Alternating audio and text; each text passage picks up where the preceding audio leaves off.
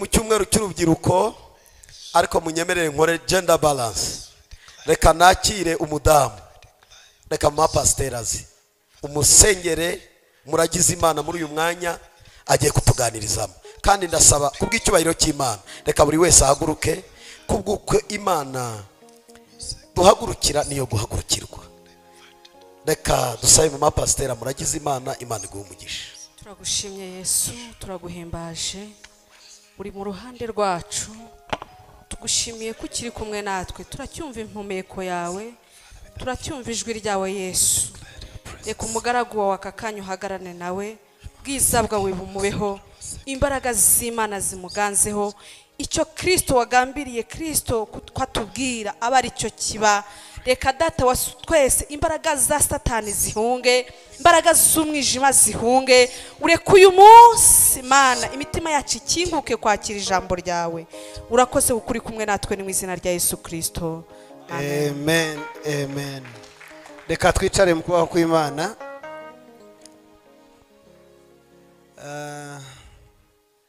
Ndagira ngo ntangire wenda mbibwira nk'ubwo mushumba inshuti yanjye umukozi w'Imana yabambwiye, ariko ku batanzi n'abadukurikiye n'ababibonye kuri fishi, nitwa Gasana James, ndi umupasiteri muri Kigali yacu hano, ndi umugabo wubatse utuye, nabonyeho abantu bo mu rugo iwacu baje hano, ntuye Samuduha cyangwa se aho bita Rubirizi, umurenge wa Kanombe, nyobora umurimo witwa Church of Hope. Church of Hope gutyo gusa, Church of Hope ikorera Samuduha hariya niho naturutse. Mukozi w'Imana, muyobozi wanyu ni inshuti yanjye pe, ariko we ntabwo yarabizi. Uyu munsi uko twagendaga twegerana, burya mfite ibintu bijya bintwara umutima wanjye kenshi. Ndubatse rero, mfite umudamu witwa Mutesi Oliver Gasana, nkaba mfite abana banjye beza, mfite abana 9, nkagira ubwo ababaze nabonye bahari hano, mfite abahungu 2, abahungu 7 n'abakobwa 2. So imfura yanjye n'umukobwa, na bucura n'umukobwa, hagati harimo 7. Umukobwa arangije kaminuza Kenya, afite imyaka 27, hanyuma bucura bwacu afite imyaka 4. Ndagira nishimye kuba naje hano, ariko ndagira mbasabe, telefone ni nziza, yakoze umukozi w'Imana, gusa nabonye isa nk'umuzi, wenda bishobora ko ari kera, ariko namubonye bakoze. Ndagira ngo mbaze Bishop wa ese mbwirize nkuri mu rugo, mbwirize nkuri wacu. Okay, yeah, thank you. Nangaga burya buri amatora agira amahame y'itorero, utayubahirije sometimes burya ububuze mu bwenge. Ndagira ngo mbisabire nkuri mu rugo. Telefone murayibona? Iyi telefone abantu bose bari hejuru bavutse inyuma y'1980, abari inyuma ya 85, niwe reka nsubize kuri 80 wenda na 5. Abantu bose bavutse 1985 bose, abari iki gihe cyaho ngaho, muri iki gihe cya none cy'iyi telefone turabimukira. We are migrants, turabimukira. Abavutse nyuma y'iyo gihe kugera mu gihe cya none bose ne bene gihugu b'iyi telefone, niho batura, niho bakora iki, ubuzima bwaho niho buri. Ntashobora kumara amasegonda 10 atarebyo niyo nawe umuntu umuhamagaye. Kubera iki? N'abaturage bo kuri icyo gihe. Hagaragara intambara ebyiri, intambara ya twebwe b'icyo gihe nabigiye cya none, ndetse rimwe na rimwe tukabacira urubanza ko bareba kuri telefoni cyane, ariko ntitumenye ko ari abaturage baho. Twebwe babimukira basigaje inyuma n'amateka, tukarwana n'abo bana bacu. Urugero rworoshye, ushobora ko ninde ufite umwana ufite imyaka 2 hano, umwana ufite imyaka 2 ntago aragusaba telefone, niyo wayishyiramo password utarebye neza yayikuramo ku myaka 2. N'abaturage b'iyose. Ubu rero hano nje kubwiriza abantu b'isi ya none n'abimukira bya kera. Ndagira ngo mbisabire rero, telefoni ni ikiyobyabwenge kandi iyo usoma igitabo cy'abaroma ni igikoresho cyiza. Social media mwumva abantu bamwe batukaniraho mukumva abantu barayanga, ni igikoresho cyiza kuko ubu tubwiriza hano umuntu ashaka gukiza ari muri Canada. Ndagira ngo rero mu mwanya ndi bukoreshe wose kuko naje kwigisha urubyiruko kandi umutima wanjye nkunda urubyiruko kuko nizo mbaraga. Ubushakashatsi bugaragara ko mu myaka 10 nyuma ubu turi 2024 ni wongeraho imyaka 10 urubyiruko rw'u Rwanda ruri munsi y'imyaka 19 bazafite hafi 60%. Niho bazaba tuyoboye. Niyo mpamvu mbona leta yacu urubyiruko ubundi twajyaga imyaka 35 baranumanuye. Umuntu wese uri munsi y'imyaka 30 niwe urubyiruko. Uri hejuru y'itatu n'umwe wagiye mu bantu bakuru. Ndagira ngo mumfashe rero. Icyanditswe kiri mu Baroma ibice 12 umurongo waho wa mbere n'uwa kabiri. Ntago ariho nigisha. Ibyanditswe ndi mu kuvuga sindinjije aho nshaka kubigisha umunsi. Ndashaka kugira ngo nse nkaho mvugana namwe. Arabivuze inshuti yanjye Mushumba Edward. Isaha n'ubuzima. Isaha ni iki? Isaha kimwe mu bintu bitumye Afurika isigara inyuma ni ikintu cyo kutagira igihe. Wabwira umuntu tuzuraho saa moya ukabyuka saa 2 kandi nta modoka ugira. Kandi wahajya ukafata ngo nibisanzwe ugakoresha ijambo ryitwa mbabarira. Kumukiranutse w'Imana ijambo sorry sinangombwa rimwe na rimwe. Kubwira umuntu sorry nudakora agukorera iki subundi ko wamukandagiye natihangana bigenze ati.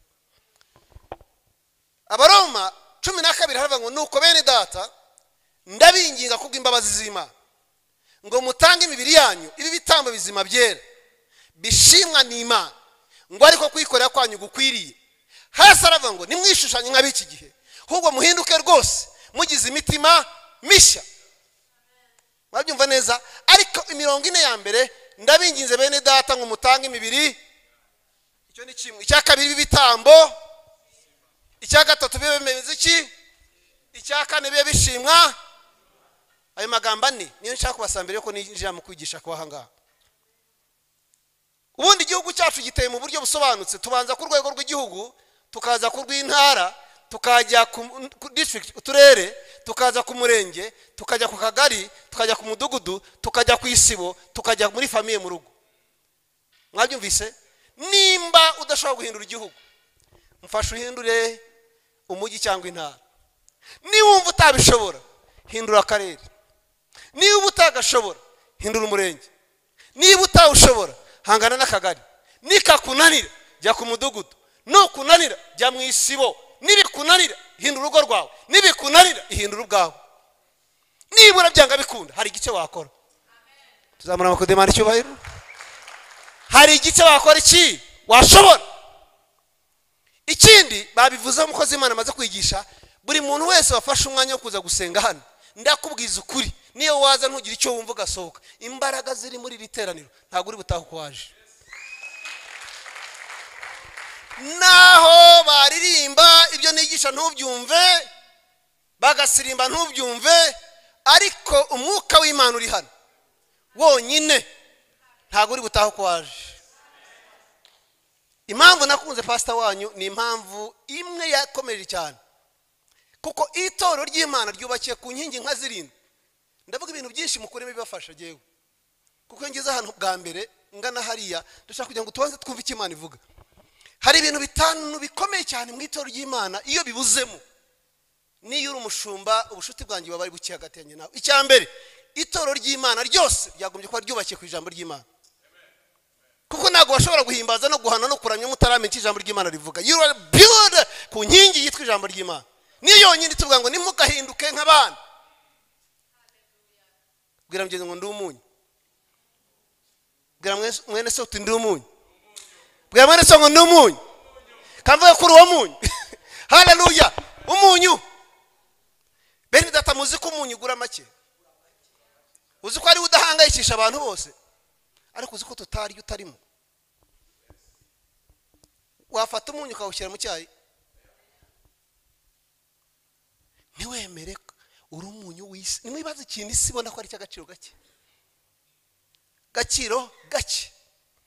Ariko Imana yatongo turi umunyu w'isi. haleluya.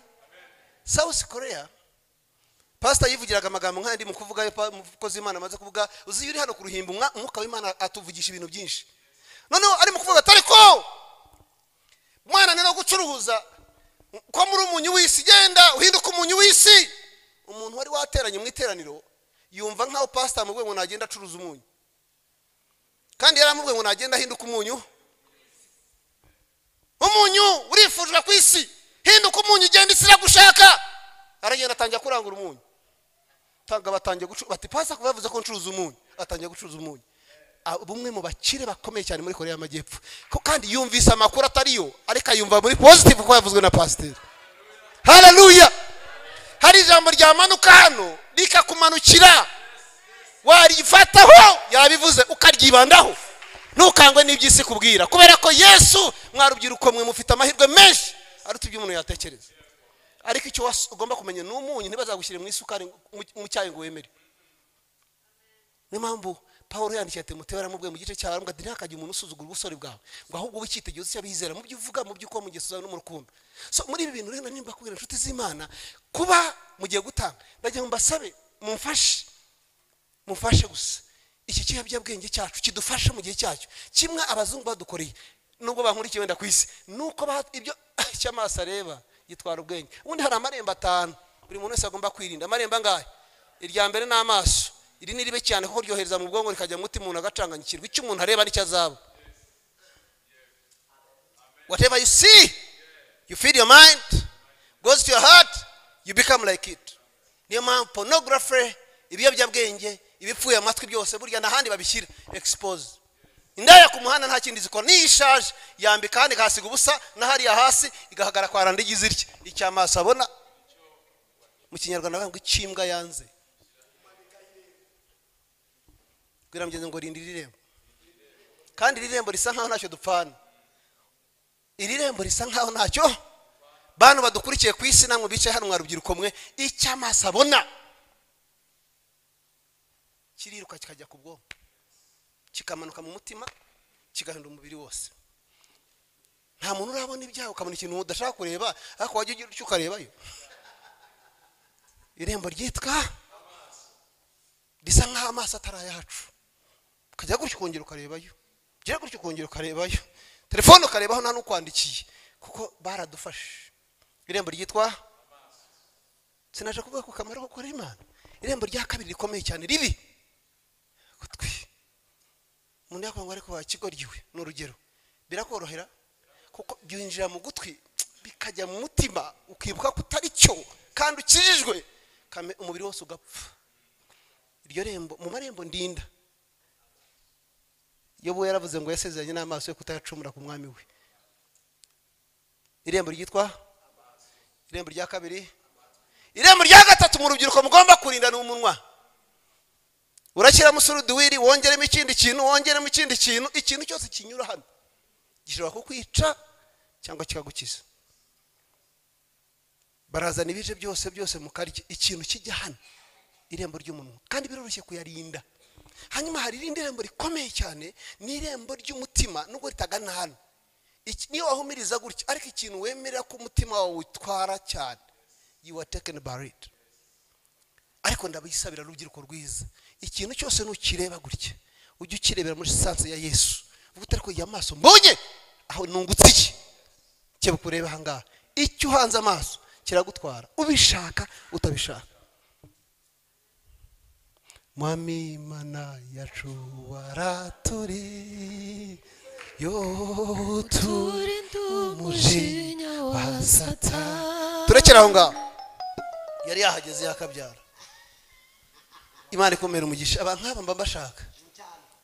Urabona barakora iyi minsi biri twita abasirikare ba Yesu, ariko turi abasirikare b'abasivili. Umusirikare wundi binakora n'ibiriye, ushobora gutahana kurinda ayo marembo gusa, ushobora gutahana amenye kuri umunyu. Rubyiruko ruri aha ngaha navuze ngo icyampindura umukobwa muto uyu munsi cyangwa umusore mutoya nahenda, ariko njya nigisha abantu bose nkababwira nti twebwe abarokore ba none rimwe na rimwe ndabisize yadukurikiye tumeze nk'ingagi zo mu birunga. Kansobanura impamvu ataza kugira ngo hariho ntutse. Burya ingagi zo mu birunga nizo zizana amadovize menshi mu Rwanda. True or false? Nibya ibyaye icyana cyayo kimwe kucyita izina biramanuka na prime minister w'ubwongereza akaza kwita ingagi amazina abanjye ndabiyitira abawe sinzi uba bikwitira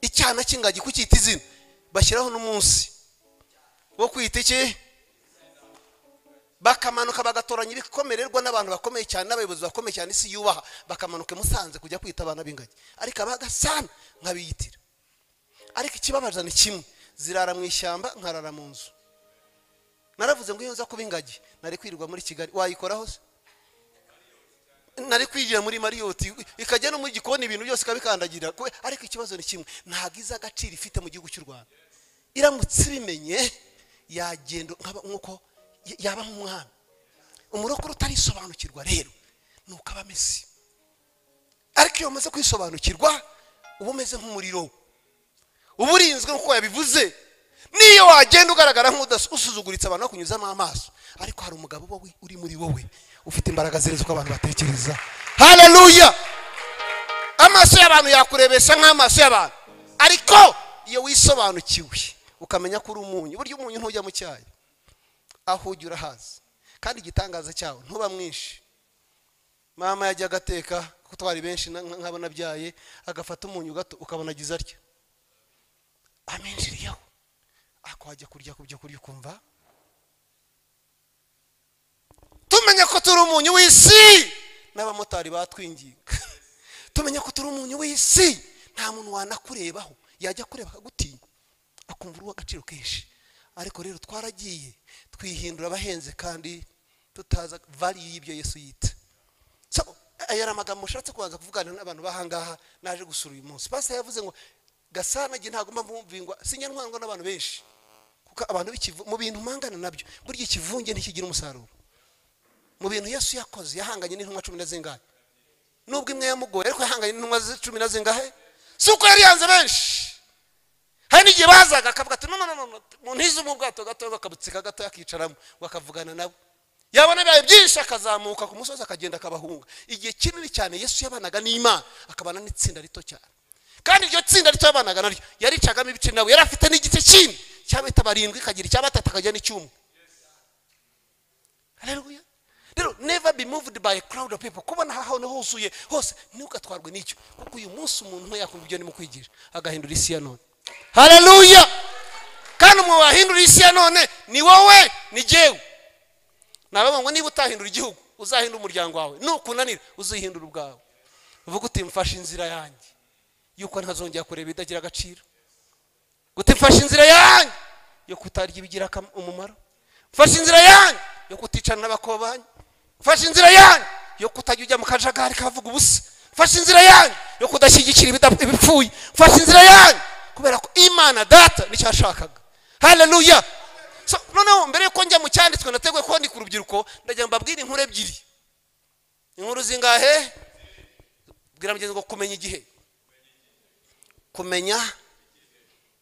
kumenya nikigutaka ndabasaba ngo ibintu ngiye kwigisha inshuti zanjye hagira umuntu hano waba umukobwa w'umuhungu uvuga icyo bita kumenya igihe ndagira ngo sobe umukobwa mwiza ntumvise usoma hariya wasomye batanabigusabye ariko usoma icyanditswe kiri mu gihe cyacyo mwabyumvise yagiye se kwisura nabonaga ari nkiriye niwe umumere imiko burya mujya mumenya ko abantu tutabimika aribo biyimika ubundi ubusege mumenyene ubusa akazi nijye ukamuhaye yasomye mareka barabyumvisa kwiraho kashe nanjye niwe mpisemo tuzamamba ko Imana icyubahiro haleluya basa nageze hano nakirwa n'umwana wanjye anyara kuri protocol yirukanga kunkingurira ngiye kubereka rero ibyitwa gukomera ibyo wumvise umugaragu w'Imana avuga gukomera si ibyo utunze gukomera nicyo umarije abandi icyo umariye abandi nicyo bita gukomera gukomera si ukuririmba cyane gukomera si imodoka nini cyane gukomera nicyo umariye reka dusomere Luka 10 here ku murongo wa 38 ni inkuru mwese muzi hanyuma nze kuza mbabwire kuri icyo cyanditswe cy'umugaragu w'Imana yasabye nifuza kwigisha uyu munsi nkunda kubaza abantu rimwe na rimwe ko mwisimbabaze ariko iyo mbaje ngo mbwirize nk'uri mu rugo mukambwira ngo yego hayiwe mwamunduhuye mwakoze Pastor Edward na madamu wawe inshuti yanjye ngaho nsome inshuti y'Imana reka dusome mu izina rya Yesu. yego Nuko bakigenda bajya mu kirorero. gukira icya mbere muhangana nacyo iki kiyobyabwenge ugisoma usoma byanditswe. TikTok ntujyeyo, Instagram don't go, WhatsApp needed gutegereze uvuga uti gengeye gukoresha ikoranabuhanga ryanjye nsoma Bible akanya gato mutanze ko birababaza igihe mu cyumba cy'amasengesho kwiherana n'Imana mukanya tuburetse gato nitabe telefone buriya ntabwo binezeza Imana nubwo itavuga ngo ari ibintu dukora ngo akatwihorera ngo tukagira ngo dusa nk'abahwanye nayo ikicecekera. Soma. Nuko bakigenda bajya mu kirorero. Bibiliya yavuze ngo nuko bakigenda bajya mu kirorero. Umugore witwaga Marita aramwakira mujyane we. Bakristo ba none nimwumve. Bakigenda mu kirorero hari umugore. Kozi Imana akomeza avuga ku mugore. Hari umugore izina rye yitwa nde? Marita. Akora iki? Amujyaniwe. Uwo yari afite mwene se witwaga Mariya. Uyu mugore witwa Marita yari afite mwene nyina izina rye yitwaga Mariya. Yari yicaye hafi y'ibirenge by'umwami Yesu. This is a lady witwa Marita. Nimukurikire muze gusanga Mariya naratakumenya igihe bwamugeze kumenya ibihe. Uze gusohoka hano amenye icyo bita kumenya ibihe. Uyu mugore witwa Marita yamenye inkuru ko Yesu ari mu kujya mu kirorero. Aramwegera aramwinginga amusaba ko agiwe. Amugejeje iwe akora mess ikomeye cyane. Asanga hari murumuna witwa Mariya. Mariya kubisa amaso Yesu avuga amagambo nk'ayo mukozi Imana Pastor Edward yavuze. Haravuga ngo uyu niwe. Yamaze kwicara Mariya zayiruka Mera zayiruka amwicara ruhande. Noneho Marita wamwakiriye wamujyanye we asiga Mary ariwe Mariya yicaranye na Yesu. Kumbi Mariya we yamenye ko uyu mugabo uje hano atazagaruka ukundi. Aravuga ati aya mahirwe sinayatesha. Haleluya. Haleluya. Aya mahirwe sinakora iki? Sinayapfusha ubusa. Reka nicari ruhande rw'uyu mugabo. None Marita wamwakiriye mu muco nyarwanda ajya gutegura ibyo kuza kuzimana nde? Yesu. Ndajya mwumva imikorere y'Imana. None uko uyu nguyu yicaranye n'uyu ibiganiro bagiranye Bibiliya ntabwo yabyanditse. Tubona Yesu gusa afite ibyo avuga. None wa mudamu uko ateka sinzi ibyo atekaga ibyo gihe niba harimo n'inyama byanga bikunda Yesu yaje inyama igomba kuboneka mutekeze kuzakata inyama kuzakata ibirungo kuzacana imbabura kuzacana gaze ako kazi kenshi karamuvuna akizatangira kwitotomba. None aza Marita aza kwa Yesu ariko azana mu bw'indiscipline muze gukurikira neza. Ariko uyu yamenye neza ko mu nzu y'Imana ariho hari igisubizo. Yamenye ko naza mu rusengero nkaho muri Bethlehem ku munsi nk'uyu nguyu byanga byakunda hari Yesu hari ijambo riri bumanuke. Muzi ko dutungwe n'ijambo rimwe. Umuntu yavuga ijambo rimwe ukarihagurukiraho amateka agahinduka. Tuzamuna amakodema n'icyo we. Haleluya. Amen. Uyu mwana w'umukobwa aravuga ati reka gene nimwicara ruhande gusa. Nimwicara ruhande gusa. Yenda gusa nkazakayo. Mukoresha wikora muza amateka ye.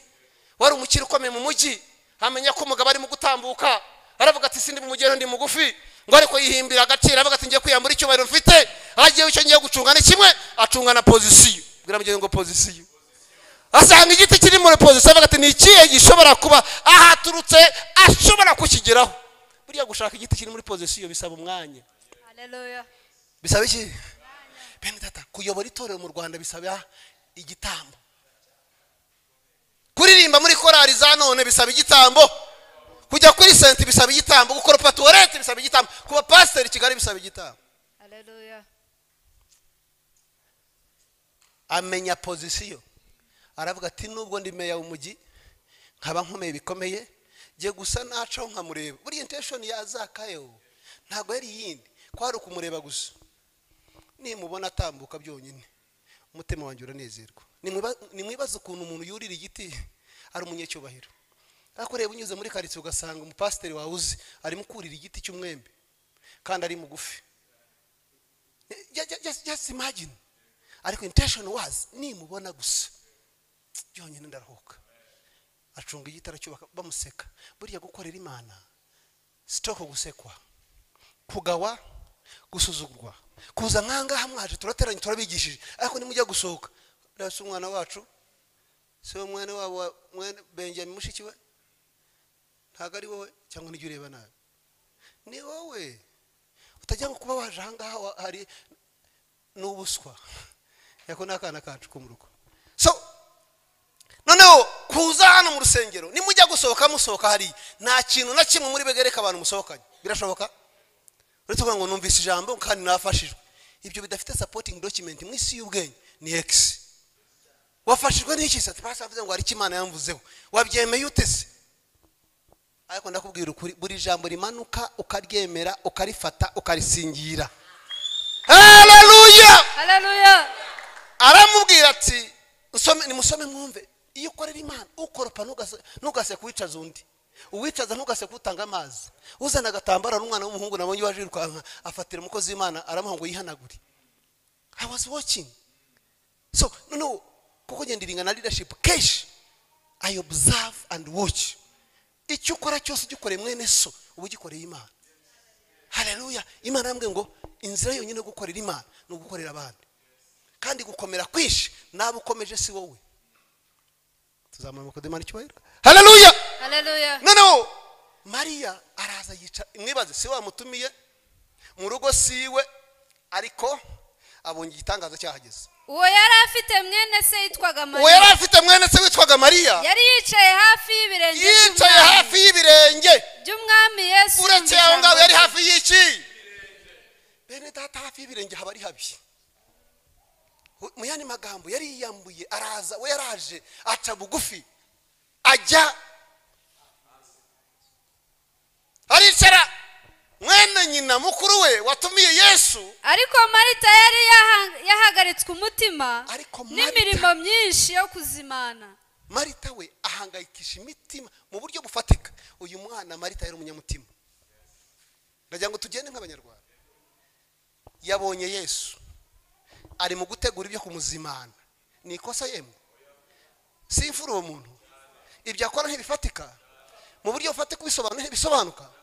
Ariko nimwumve ijambo rivuga. Yego soma. Aho bigeze aramwegera aramubwira ati, ukiraho aho bigeze. Banyarwanda bara, iyo umuntu ageza aho bigeze ni aharambiwe. Mwene magambo buriya umuntu ajya kuvuga yatonganye imbere. Ndamubona Marita yatangiye kwitotomba.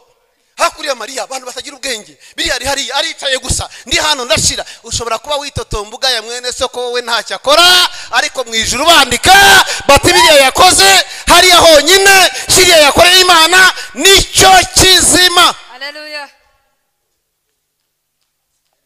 Aritotomba hata, aritotomba teka, aritotomba ngo aho bigeze.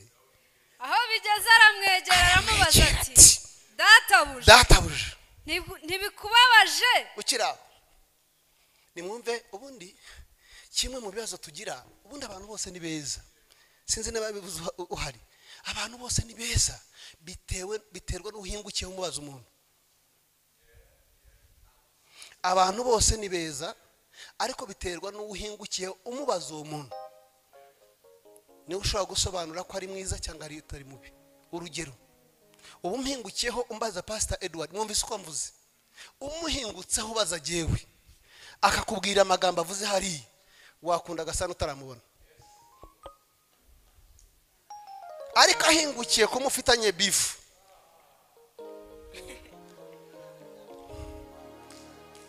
abantu bose biterwa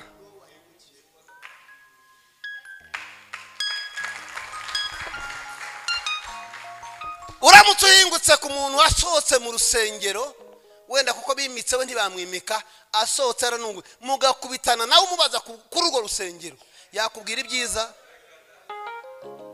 Noneho Bibiliya tuvuge ngo aho bigeze aramwegera aramubaza ati, databuja. nimwumve ikibazo ariko ntibikubabaje yuko mwene data yampariye imirimo. Ushingiye kuri icyo cyanditswe muri contest yacyo, muratekereza ko uyu mugore Marita atarakariye Yesu?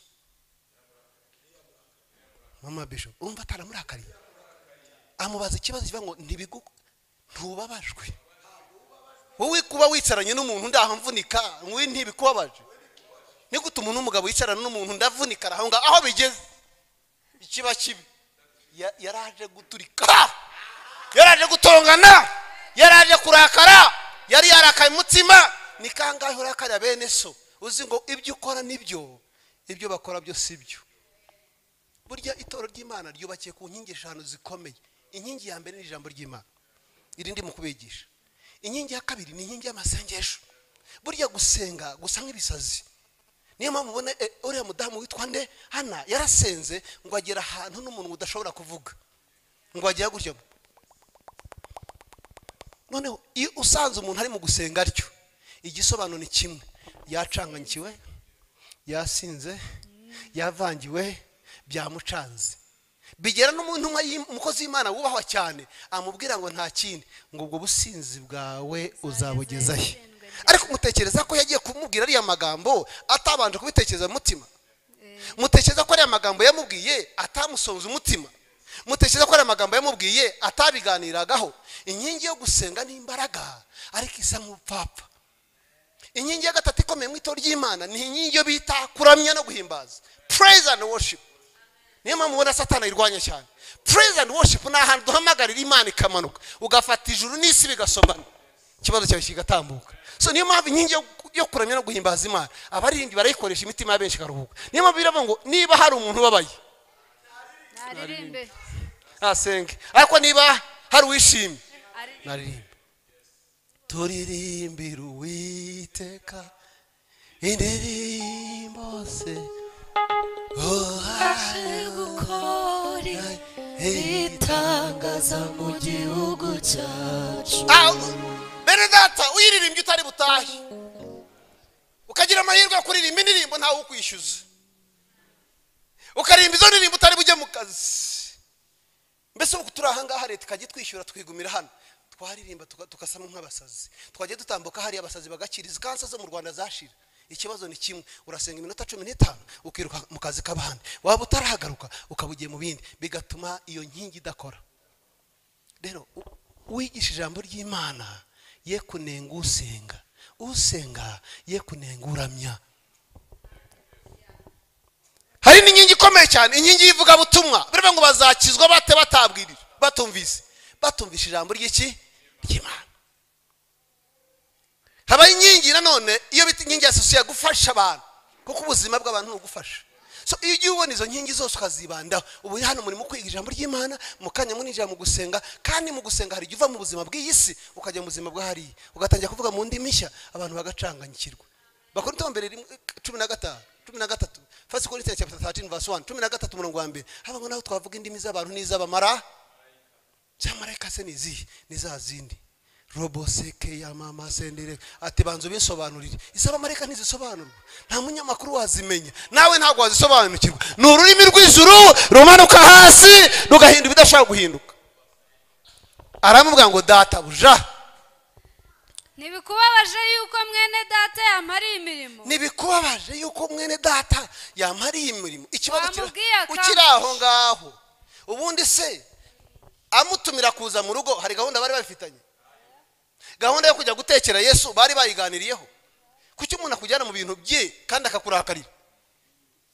Uyu mwana w'umukobwa nta gahunda yari afite kuzana umushyitsi, hagiye kujya amahirwe abona Imana yahagize, havaho kujya kwita ubundi Imana irarya, amenya kwitarya.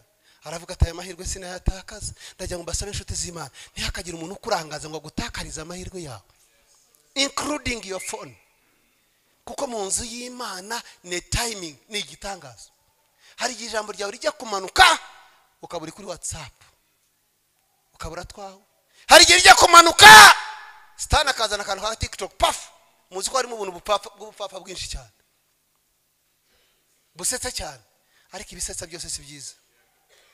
Noneho arazama ntago wabajwe nuko yampariye imirimo, basi je ndamutinya, ariko mu ntegekera ajye mu kazi. Nimwumva amagambo Yesu yamushubije, ari nayo mbwira abantu baje uyu munsi hano rubyiruko rwiza soma nshuti yanyu umwami Yesu aramusubiza ati mwami Yesu aramusubiza ati Marita Marita Marita Marita uriganyira wirushya muri byinshi uriganyira wirushya muri byinshi ariko ngombwa ni kimwe ariko ngombwa ni kimwe kandi Mariya ahisemo umugabane mwiza atazakwa. oh my gosh hey mu rurimi rwa none bantu babimukira muri iyi si twe turabimukira bene gihugu ubwo Yesu yamushubije ate kwanza najyaga numva ngo yamukubise igikuta niba igikuta kikiriho mu mwarabonye kandi gashyashya simbizi ariko yamukubise igikuta hambwa ati Marita Marita ati rero ati ariko yaramushubije mwakabyara muyani magambo Marita yari yashize aziko yakoze cyane hari gishobora kwirukanwa akora urusengero hano ukicaza intebe ukagira ngo abantu ntibakora naho umwana umwe ari hano kuri senti aziko ari we gitangaza ari kuri senti hano ariko ikiduhindura twese ni ijwi ry'umwana waririmbye uyu yacuranze bikanyura muri mixer uwakamera agafilima uriya gakoropa utwara protokoli neza ntagira ikibazo iyo bihuye byose izina ry'Imana rihabwa icyubahiro ikintu kibazo uyu munsi wa none nuko nzi ko nkora uriya dakora aramango ni nko kumubwira soma neza nshuti yanyu umwami aramusubiza ati Marita Marita Marita Marita uriganyira wirushya muri byinshi myani magambo in other words iyo uza kumbaza ibyo urimo byose mba nakubwiye ngo byihorere kandi mwibaze Marita yaje yashize yaje yagerere azi ngo mwene nyina nta bwenge afite gukorera Imana rero urubyiruko rwa none ni impamvu mbasome kino cyanditswe kugira ngo umenye ko gukorera Imana ngize amahirwe kari akana karahari hariya twakwitaga nde sister wa Benjamin haguruka pen umbabari uzi hano bano bamugeni barakuzi n'utware reka mbaho urugero rw'uyu mwana Imana ishimwe ko yaje bijyanye na cya cyanditswe uyu mwana n'abana banjye Imana ishimwe ariko uraho ikamerera kureba hariya rebayo uyu mwana mubona afite musaza we 2009 narabwirije arakizwa nabanga bakirwa inyengo za 2010 noneho Benjamin yakijijwe aza mu bana b'icyo gihe amapataro muzi ko bayambaraga agera hano pocket icyo gihe ukayoberwa niba ari hari ukabona iri bugwe ariko sinzi ikintu kifatira hagata ntigera ikaguma hano hasi sasa uyu mwana bwa rugana buto cyane umusaza we aragenda Benjamin ndagakunda ndagakurikirana ndakigisha rimwe nkarara ku rusengero ubundi nkagana ututwana twose naturazaga mu mbeho hariya isubirire ibindi bivuga wagiye no uko Benjamin mutoza murabizi mwebwe urabyibuka cyane uko ntoza kari akana karangandukira bene data gakora iki umwana arangandukira bigera nubwo abantu bavuga atari kuri ikigoryi ariko uko angandukira niko ari umutima watanze urugero rwa mu korobasi wari bari korobasi yamwise ko ari ikimunyabikari wa wundi rubyogo irindi zina hari irindi yamwize rwese amado akana karagenda karaganduka Benjamin abo mwana udasanzwe Benjamin abo mwana mwiza muhinda umwana wanjye nkumita Maisana muhinda secretary wanjye Benjamin akapanyemba password Benjamin aramenya birenze nagira gutya gusa akamenya icyo nshaka aramenya mu gitondo kugera ku gipimo nagenda gakurikiye tuba turi mu kazi kivuga butumwe murabizi nagura amata ntafite amafaranga nasomaho nawe agasomaho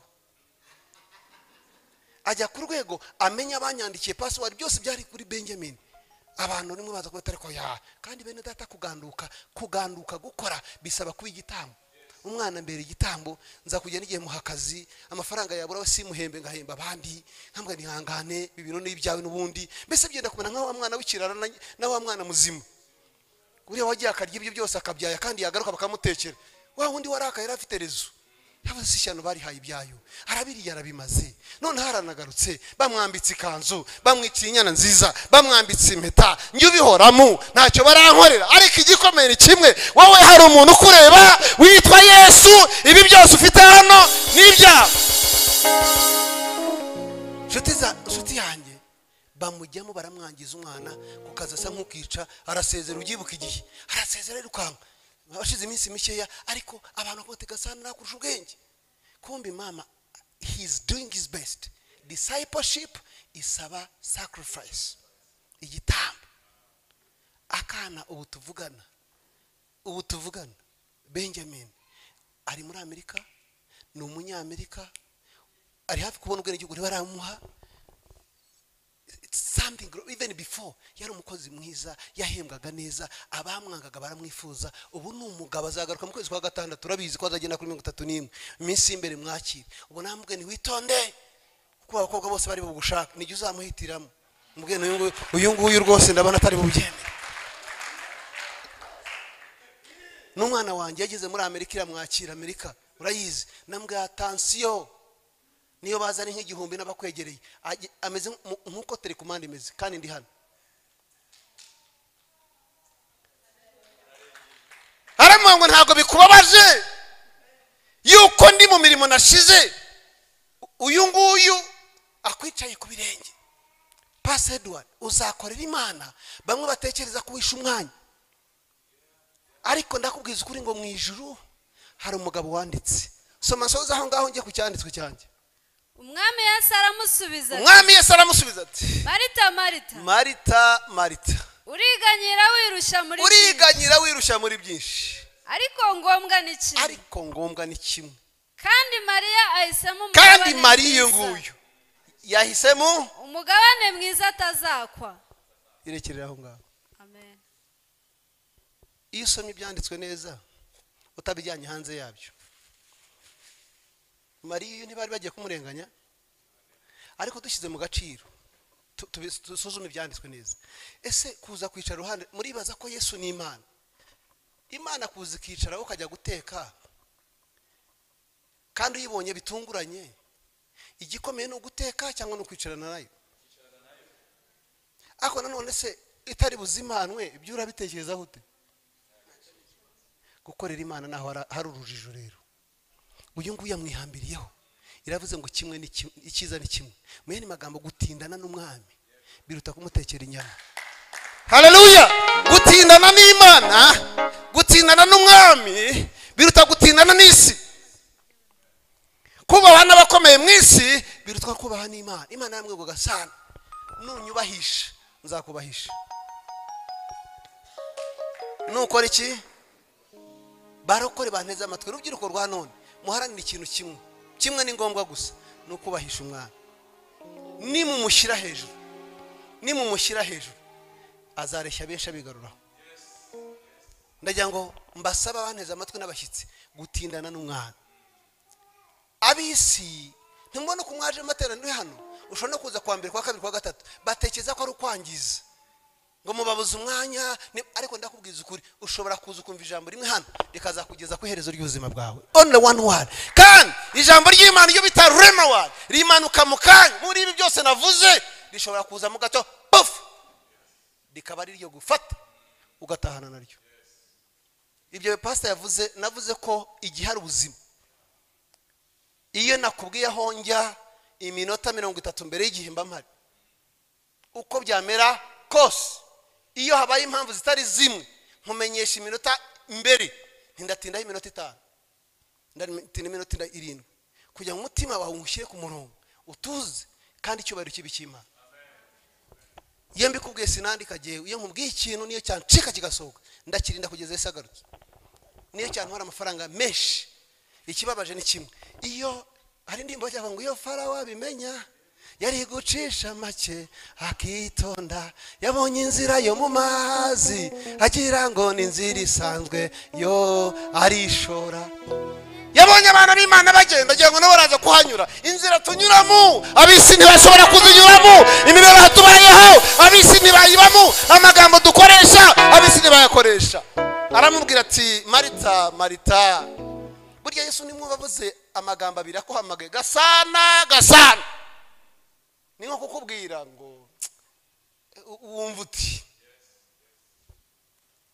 ndakubwiye. Nikodemu umuntu ntashobora kubyarwa kabiri kereka yizeye Kristo. Harimo ati, Marita, ako kajagari, iyo mirimo se kwashiriyemo uravunwa n'iki? Ngo ngenga igikomeye kimwe. Uyu yamenye ko natindana n'umwami iminsi izaba myiza. nta muntu ukina barokore baza ahangaha abo mbonye umunsi naba ntarabona niwe uzakinisha umuntu ukina ujya gusenga nashaka azaze ataha uko yaje ariko ndakubwiza ukuri natumva ijambo ry'Imana presence yawe natumva ijambo ry'Imana azahaga azanezerwa azuzura imbaraga z'Imana azafashwa nabyo azagera kuri kandi mbasabe buri jambo ryose ryaguhindura rifate ikore iki kandi ntugende uko abandi bagenda naratangaye Mariya nguyu yahishuriwe n'iki wo kwicara n'uyu mugabo kandi naje kumenya neza ko nimwibaze Yesu iyo yicara uwo mwanya wose nta muntu bari kumwe byari kwa bibabaje nanjye nagusuye pastor nkamara isaha yose muri saro utarahakandagira naho waba uri mu kuntekera ntavuga ariko uyu muntu ntagira muri kinyabupfura nibana inicaranye nanjye ngo nganirize ariko Marita yari yamucira urubanza ndagira ngo mbabwire inshuti z'Imana abagucira urubanza ntibakubuze gukorera Imana abagucira urubanza ntibakubuze gukorera Imana ntabwo uzigera ukora ibintu binejeje abantu igikomeye ni kimwe no kwicarana n'umwana ugatinda ku hafi y'ibirenge bye ukumva gusenga kwe ukumva ijambo ry'Imana ukumva umwuka wera w'Imana ugatsinda muri kora naho waba udafite ijwi one time one day ijwi rizaza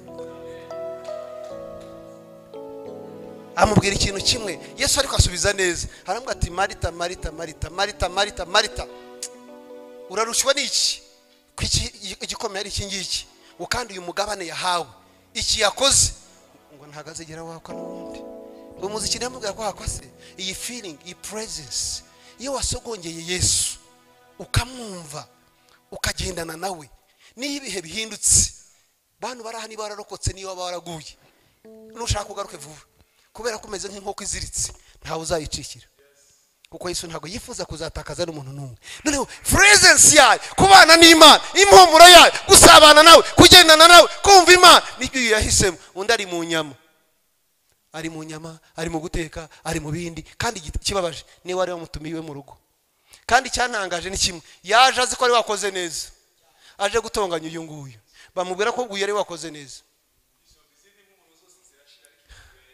isigareho ye yaguhumuriye yakabyara agendana nawe ukamwumva kandi mbabwira inshuti za Yesu siniyamamaza cyane hano ariko iyo muza kuba muzanye nanjye nkata hariya nza hano kureba bakanishi bariya bose hari n'umperekeje araza rindagera pastor gasana kubera iki nigeze kugira ishuri rya Bibiliya ryitwaga School of Christ mu 2007 nigishaga pastor muri Kigali nari narakodesha murabona utuntu two twakinkayira turaho kanone kitwa kamageni kiriye hari upango bw'inyuma harimo inzu cafi 19 nari narazikodesheje noneho nkazana pastor bakabamo aho ngaho bakabatekera bakarya none ibyo kurya byose nkabwa rero mujye mungaburira abantu bakanisha ofisi yanjye ni hariya inyuma yo kwa Rusizana hejuru niho nakoreraga 2007 bwo nahavuye noneho ariko bari abantu bose ndababwiza kuri sinirata twabereye imbuto uzi ko wakwerera umuntu imbuto umuhaye kawunga haleluya umuntu kamuha kawunga ukamumufuka wa kawunga wakabona Yesu ukamugurira icyayi ku manywa akabona Yesu ukamuha amafaranga 1000 akabona Yesu ukamuhumuriza akabona Yesu ndatambuka ukajya ngo ndimeye kagira ngo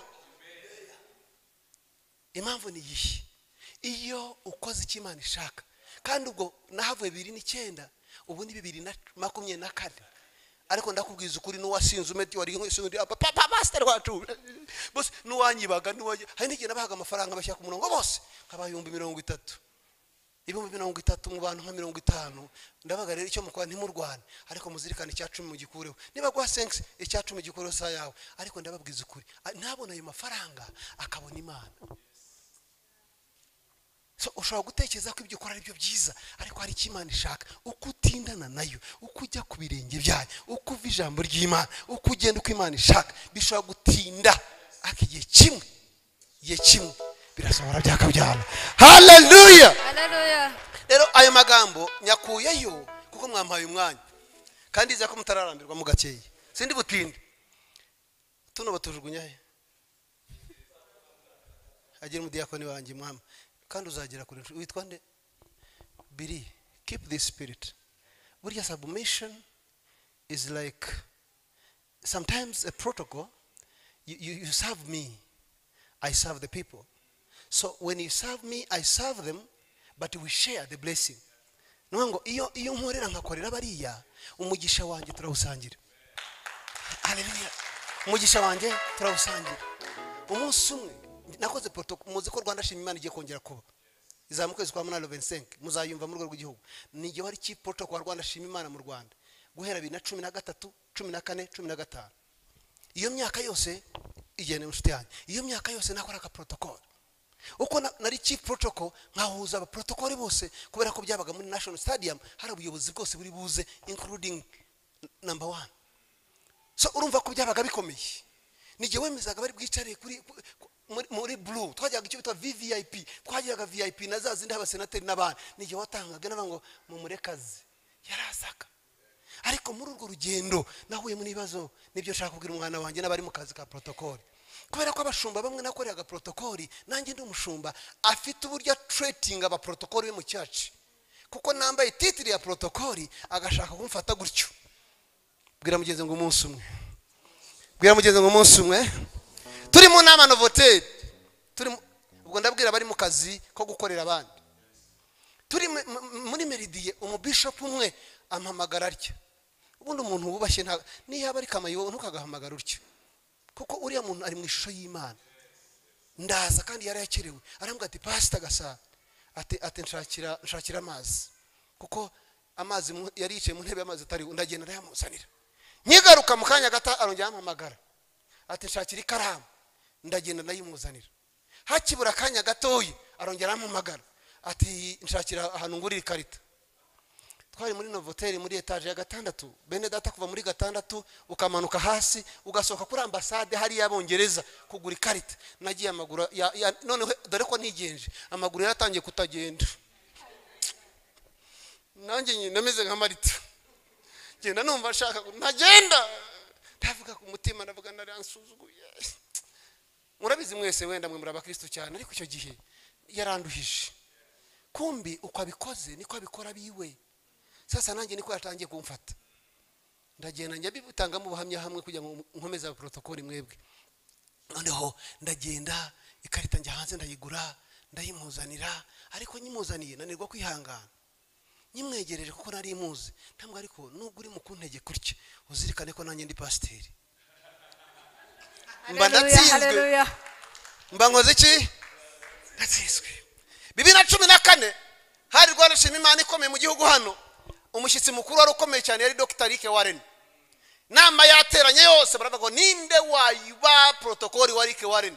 Bavuga ati nta wundi muntu witanga umeze nka Gasana n'abari umuyobora. Batoranya Gasana ndaza mba nige chief protocol wa Rick Warren. Mbaye twagomba kuzenguruka ibihugu intara zose z'u Rwanda n'umujyi wa Kigali kandi igitangaza twagendaga muri kajugujugu za gisirikare.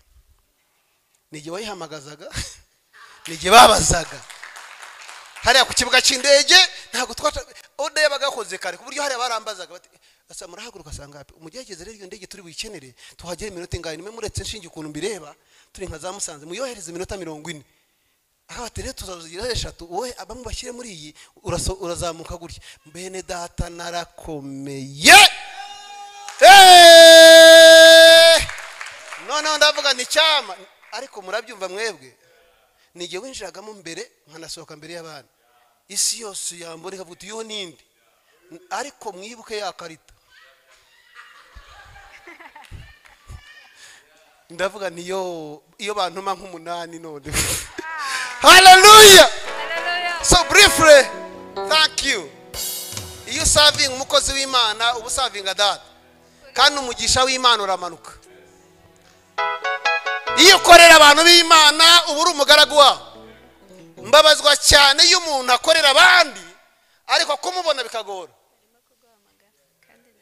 kumubona telefone ikitabwa n'abatandatu kandi mujya mumenya neza ko abakristo bashaka kuvugana nanjye direct note mu diakon kubera ko umutima wa umenera jewe ntago umenera uriye niyo mpamvu bagenzi banjye mbabwiye nti muzirikane wakora ibindi byose ako ntago wanyitabira telefone nijye uyitaba ko nigize ijwi ry'intama pastor Komburaye ayiwe ko ntayo mfite waje tukagaba nayo mfite ariko namwe pastor ntagaboneka arahuze cyane ubwo umugisha w'Imana akabakoze iki abuciye mu kabiri bwira mugenzi ibyo byose pastor akubwiye kwari kugira ngo ufashwe nabyo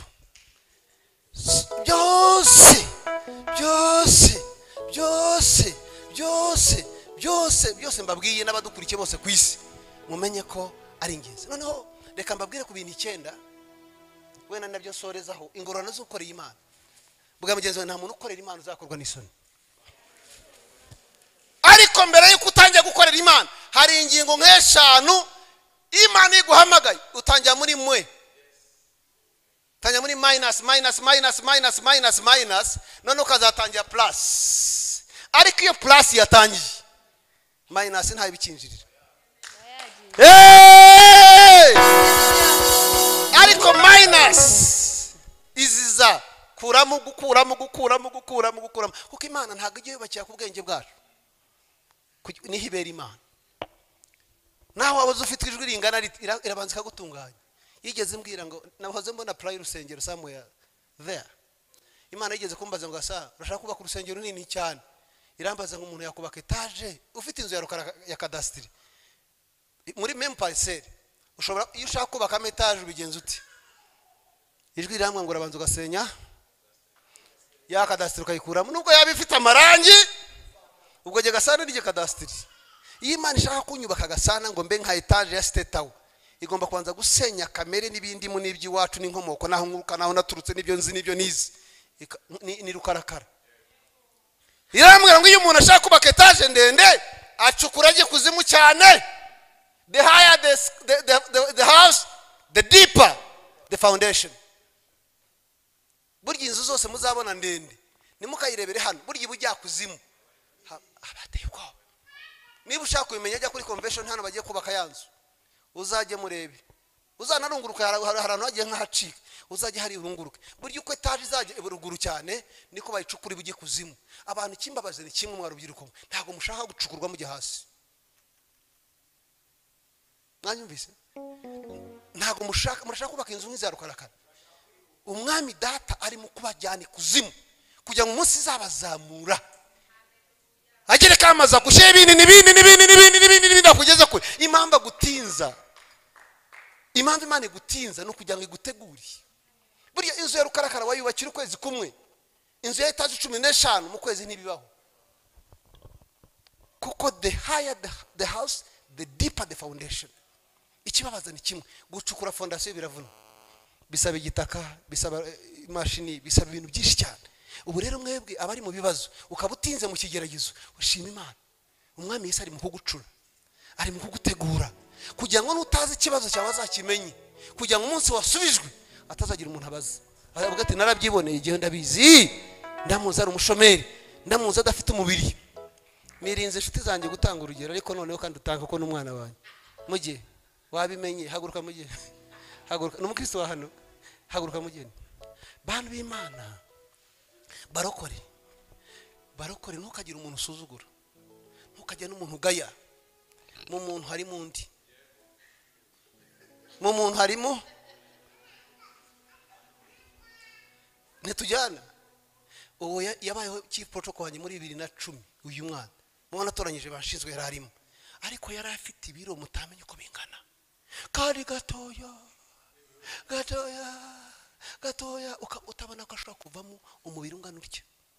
Ushobora kuba waramupingiye sura ugasanga atavamo umudamu mwiza ariko mukanya gatoya habaho amaso y'umwuka. Sinza yarebesheje umugabo n'inshuti yanyu nawe sinza yarebesheje ariko mukanya gato hagenda havamo umuntu havamo umwana leta aragiye kwibaza sini wawe undi narinzi.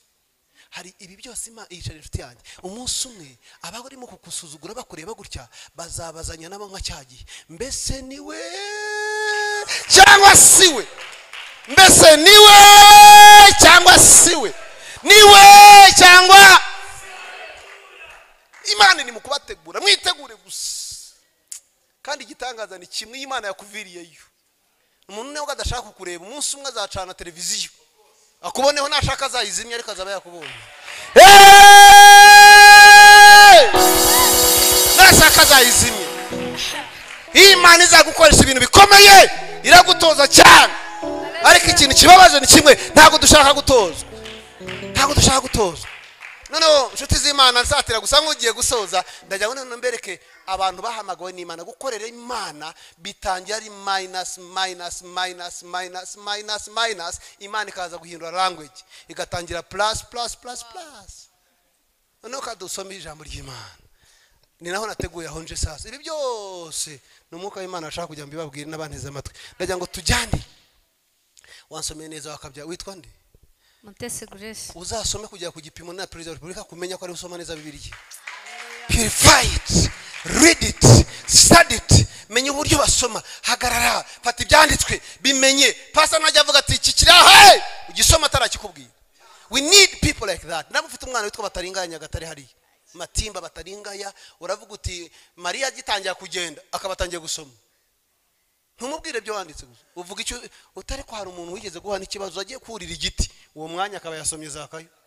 Wajya gutya atari ko mudamu arafite ikibazo mu mugongo akaba yasomye. Ushobora guspecializinga mu gusoma ibyanditswe ugakora amateka muri isi y'abazima. Kuko imyanya ni myinshi muri eglise, ariko dukeneye guspecializinga muri imwe. Bakaba bati nta muntu n'umwe tuzi uretse uriya mwana w'Imana. Ngiye kubabwira rero inshuti z'Imana, barokore bajanga, Imana irabakunda ku gipimo mutazi. Hallelujah. Hallelujah. Hari benshi banganaga namwe barapfuye, ariko hari ikintu Imana yakuvuzeho. Iyi Imana ifite icyo yakuvuganye nawe. Hold on, kirinde. Hold on, kirinde. Noneho tujye gusoma, muze gusanga mu gitabo cy'itangi tugeze ku nkuru y'umugabo wese muzi witwa Abraham. Abraham mwitangi igice cya 12. Gukorera Imana birishyura inshuti ya Yesu. Ntabwo biza byiruka nkuko abandi babitekereza, ariko birishyura. Inshuti yanjye humura, ntavuze birabyuriya uriya arakora amafaranga azabona yisi, ariko amafaranga uza bugena nko hejuru y'amafarasi. Kuko umugabo duhetse yitwa Yesu. Yitwa nde? Yesu. Uwo duhetse yitwa Yesu. Umunsi umwe yaravuga ngo muzane indogobe ngo yicareho. Indogobe barazi cyane cy'indogobe kitaragira ngo yicicaraho, ngo agiye Yerusalemu. Amakuru niko atubwira neza mu byanditswe byera. Ngo ariko basasa iki? Basasa ibitambaro. Reka mbibarize, iriya farashi ibitambaro yabinyuzeho? Yabinyuzeho ihetse nde? Kubera uyu mugabo duhetse, imiryango izadukingurira. Ujye kubona umucyango kubona gutya utambuka. Kwera iki? Uwo duhetse akoze iki? Arakomeye.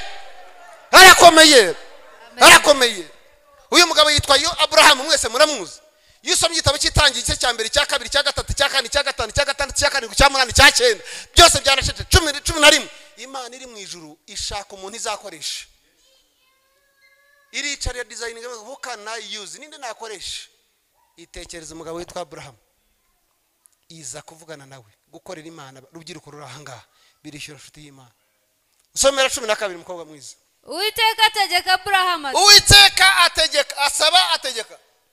Ategeka. Barokore barahanga Imana yabategetse kuza hano, ntago ari mwe mwizanye. Niba ushaka kubimenya hari gahunda wari ufite nyinshi. I think I had my, what's the name of the brother? Yitwa nde? Abraham. Adamu yavuze umubaje ni mugoroba, nta gahunda yari afite, ariko mu ijuru gahunda yari iriyo. Haleluya. Kubera iby'Imana idufitiye, idutegurira abantu mbere yari buza kugaburira mwebwe nanjye. Haleluya. Bantu baraha musinye muri gahunda mwari mufite, ahari ntago waruzi ko wicaye hano, ariko Imana abonye ko ugomba kuhicara ukumva aya magambo, izina ry'Imana rigahabwa icyubahiro. Imana itegeka nde? Uwiteka ategeka Abraham. Uwiteka ategeka Abraham. Va mu gihugu cyanyu. Arama ngo va mu gihugu cyanyu. Usiga umuryango wanyu. Uretse gato tujyane gahoro. Bene data, hari ibintu bitatu biryoha. Igihugu kiraryoha. Igihugu kiraryoha. Igihugu cyanyu, urwa Gasabo, u Rwanda rwacu ruraryoshye. N'abafite bene wanyu baba hanze, ndababwiza ukuri, bahembwa amafaranga menshi. Narababwiye ejo bundi ndiyo, ndababwiye imitima iri hari, imibiri iri hari, ariko imitima iraha. Ntimubafite abayi Burayi, ubu se nka Bengi araza gukora iki umwana wanjye? Ejo bundi bati pasa ndaza, nasabye konji, ndashaka kuza mu Rwanda, ashaka gutaha. Muzungu aravuze ngo East and West home is the best. Igihugu kiraryoha. Igihugu kiraryoha. Better be home. Igihugu kiraryoha. Hallelujah. Aranga ngo va mu gihugu cyawe. Kwakira umukozi w'Imana. nshuti y'Imana igihugu kiraryo aramubwira ngo va mu gihugu cya usiga umuryango wanyu uretse gatoya aramubwira ikintu cya mbere yatangiye Imana ihamagaye nde ariko itangiranye ibibazo nubwo ngo uhamagaye condition number 1 va iyo niyo minus ya mbere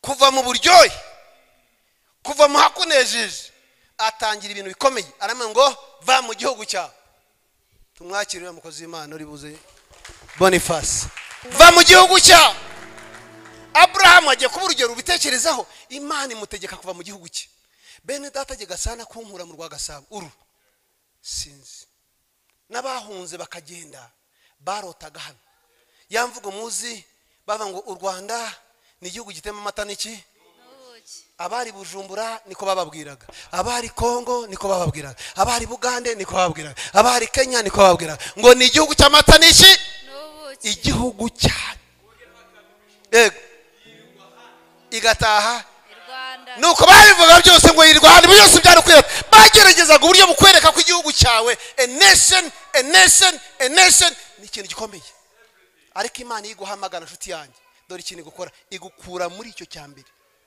iyo niyo minus ya mbere va mu gihugu cyane icya kabiri usige umuryango wanyu n'inzu ya so ukiri aho ngaho hari icyo bita umuryango wanyu hakaba n'inzu n'ibintu bitandukanye twese abarahanga dufite famille dukomokamo sibyo yemwe ubu twebwe umuryango wacu sinkuvuze hano ariko mfite umuryango mugari nkomokamo wenda umuryango w'Abashambo wenda umuryango w'Abasinga wenda umuryango iyo murayizi imiryango 18 y'Abanyarwanda ifitemo inzu nyinshi cyane ariko gusiga umuryango kwa banyokorome kwa banyoko wanyu kwa bande bose abo wasabye nawe washatse kugira ngo uzave muri uwo muryango bene data nacyo kirababaza ariko imubwira ibintu bibakomeye va mu gihugu va mu muryango va mu nzu ya so mu nzu ya so ikomoka mu kwa data noneho ibaze kuko iyo Imana igushaka irabanzika kwambura ibyo wari ufite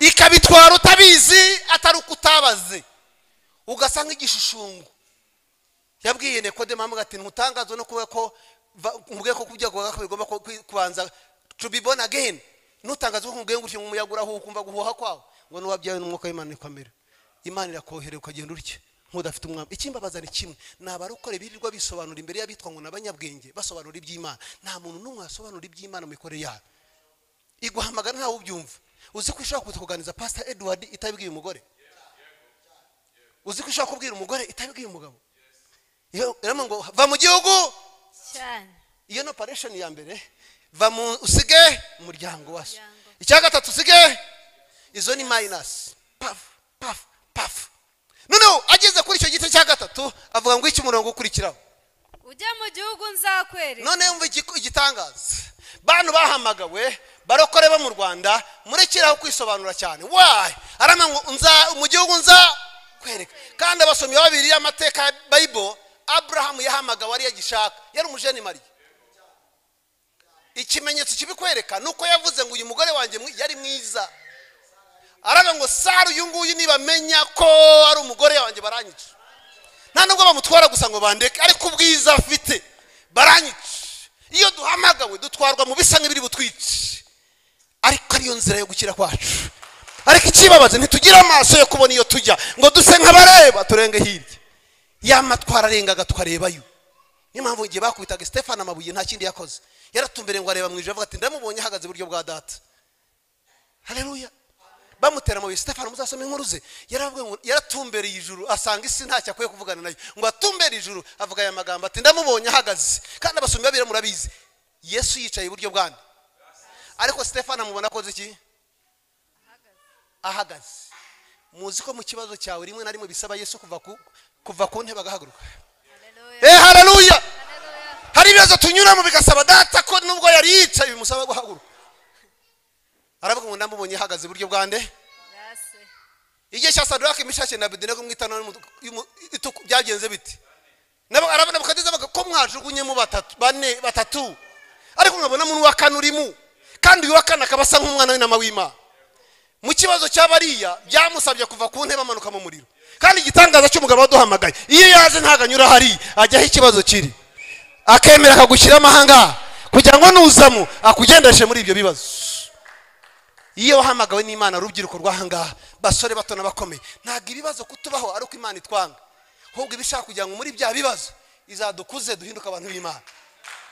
Haleluya. Ngo ikingura Nebukadineza ngo ko mwajugunye mu batatu bane batatu wa kane mbona ati kandi uyu ngo nta kindi ngo arasa n'umwana w'intama w'Imana. Noneho Abrahamu namango va mu gihugu cya so, mu gihugu cyawe, mu nzu, mu muryango wanyu mu gihugu cyanyu, usiga umuryango n'inzu ya so, ujye mu gihugu nzakwereka. Ukira aho ngaho. Iyi Imana duhamagaye idukuramo ubwenge bwacu ikadushyiramo ubwenge bwayo. Mu bisobanuro bifatika, Abrahamu yari afite umugore kandi muzi Imana ivugana natwe irakongorera. Amen. Irakongorera. Ushobora kuba urimo kugenda gutya gasa kate buryo, nabo turi kumwe namwe ntawe ubyumva, n'umudamu uri kumwe ntabyumva. None Abrahamu amenya neza ko ari Imana itoranyije. Rubyiruko Imana igutoranyije ntabwo izagusobanura byose. God doesn't explain everything in the beginning. Ntabwo igitubwira ibintu mu gutangira kugira ngo bitadushyushya rimwe na rimwe tubivemo, tugende twigisha gahoro gahoro. Iramuhamagara, iramuganiriza, arabyuka, ndamubona ajya kubwira umugore. Aramango kandi ujye mu gihugu nzakora iki? Nzakwereka. Barokore ba none ibintu byose tuza, murateganya kuzuba ku rusengero, muri mwiyereko muza nzu. Yesu aramwa mu gihugu nza. Iyo nibura mubwira amazina y'igihugu byari kwizeza umugore ko nibura ari Imana nyayo, ariko byari bigaragaza ko ashobora gusobanura umugore akamushidikanyaho. Aramubaza ngo icyambere Imana yamwe ngo tugende turajyahe?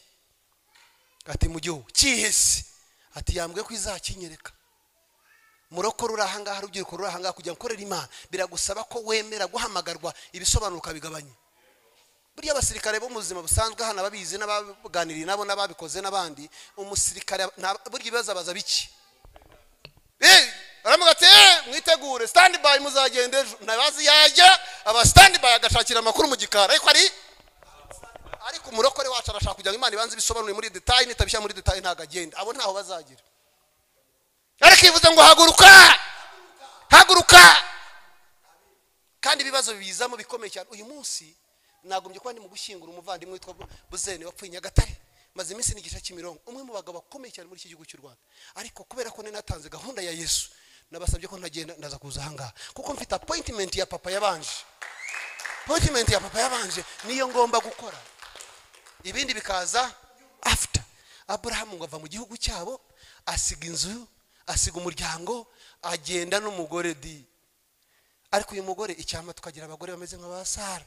Mu gihe cya none isi yahinduka, kuko wa none utarebye neza yaguhamagarira abandi bantu. Ati Gasana ashobora kuba ibintu byamucanze, arambwiye ngo nave mu Rwanda. Arajya hehe? Ngo Imana yimubwiye igihugu arakiye izabimwereka. Utarebye neza nizo umutekano zazamo. Gukorera Imana bisaba kwiyambura ubwenge bwacu, tukareba ubwenge bwaduhamagaye akabyara. Niwe wenyine utajya ubeshya, amagambo yarakomeye, inzira ni y'ukuri. Ariko igitanga ubwo nanone cyane muri minus, yavuye mu gihugu cye, yemeye gusiga umuryango wabo, yemeye gusiga inzu ya se, yemeye kukonveka umudamu, batangiye urugendo. Ariko bene data, hagati y'aho ngaho naho bari busubirizwe, nimukurikira ibyanditswe. Soma. Nzaguhindura ubwoko bukomeye. No, iyo minus zirangiye haza plus. Nuvuga ngo icyo bita isezerano. Ibi byose nibyo imutegetse gukora, ariko narangira kubikora, dore ibintu yamubwiye kandi nabyo birinza. Ntago ari facts, ntago bifatika. Barokore bara hari kintu Imana yavuganye nawe. Hari inzozi wigeze urota wenda uranazibagirwa.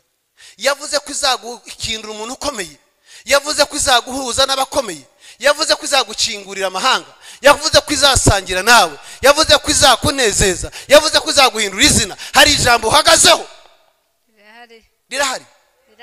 Hold on that, rikomeze. Haleluya. No, amaze kubona ko abyemeye, amubwira ibintu, kuko Imana nta kintu na kimwe tujya dukora cy'ubusa. Nyambwira abantu na Yesu kudupfira ku musaraba buriye haje inyungu zikomeye cyane.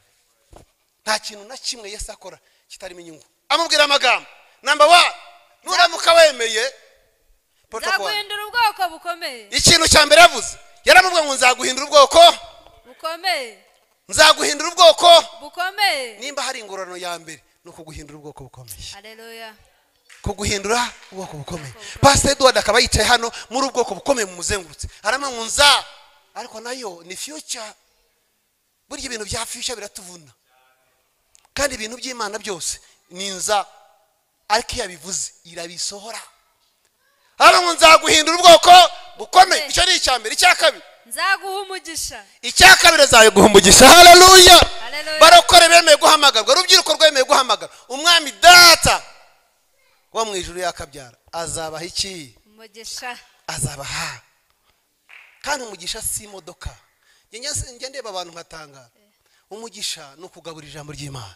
Umugisha ni ugufasha bene so. Umugisha ni ukugera ahantu bakabona umugisha waje. Umugisha ntabwo ari ibyo utunze, umugisha ni ibyo watanze, n'ibyo umariye abandi. Haleluya. Twebwe twatunze inka, ariko burya umutunzi nyaw'inka ntabwo babariza ufite mu kiraro, babariza wagabye. Kandi ziriya watanze nizo zidapfa, izi niyo zirwaye, izi zishobora kurwara ikirwara, ariko ntago amashyo watanze hanze ashobora gupfa. Iyo wahaye kanaka ibihari, iyo wagabiye kanaka ibihari, iyo wahaye kanaka ibihari, iyo wagabiye kanaka hari, iyo ukoreye Imana naho byatsinda igihe kimwe yakabyara, Imana iragusura ikakunezeza, icyubahiro kikaba. Aravuze ngo number 1, nzaguhindura ubwoko bukomeye. Bantu ba Bethlehem, umwami aravuga ngo azabahindura ubwoko bukomeye, azaguhindura ishyanga rikomeye, azogeza izina ryawe. Ariko avuga ibintu bikomeye cyane bitanu. Icya mbere, nzaguhindura ubwoko bukomeye. Number 2, nzaguha umugisha. Number 3, nzogeza izina ryawe. Nzogeza. Haleluya. Ariko muzi ijambo kogeza, muzi umuntu kogeza ikaryogeza, abantu bakifuza kukubona. Ibyo yavuze honestly. Umuntu umwe telefone undi siniyamamaza hano, ariko inshuti yanjye arahari inshuti yanjye uri. Umuntu umwe telefone undi hambwa talo, tuvuganye ati umuvugana ninde? Ati ni Pastor Gasana. Tayiwe ati se umuntu amubona ati ngo ibyo umbwira nibyo. Undi ati ahita bimbwira uwo tuvugana. Ni nk'ubwo pass the phone, nimumera telefone mu cyubahiro cyinshi, kandi uwo muntu abivugaga nanjye ndamwubaha. Ariko nawe azi ko hagati yanjye nawe kumbona ngo nafe, nanjye kandi numva ko mubona rafe. Imana ishaka kogeza izina ryawe, igushyiraho ubwiza bwayo, ikazamura izina ryawe, iranamuzogeza izina ryawe. Barokore barahanga, nubona umuntu ari mu kugusiribangira izina, natangiye mbabwira ntabantu bose ni beza, biterwa n'uhingukiyeho baza umuntu. Noneho amubwiye ko icyambere azamuhindurira ubwoko bukomeye. Icyama mugahinduka ubwoko bukomeye, ishyanga rikomeye cyane. Haleluya.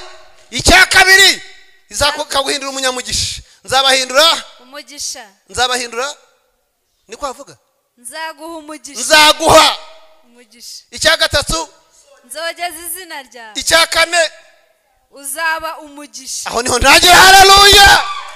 Becoming a blessing. Bene datari gisho guhesha abantu umugisha, ariko when you go to a level, hari level z'umugisha ukaba watanga, hari naho ugera ukaba umugisha. Uza hano bera umugisha, nicyaje avuga ngo Gasa turagusaba uzadutahira ubukwe, nta n'ikindi uzakora, ariko uzadufashe wicare mu ntebe z'imbere.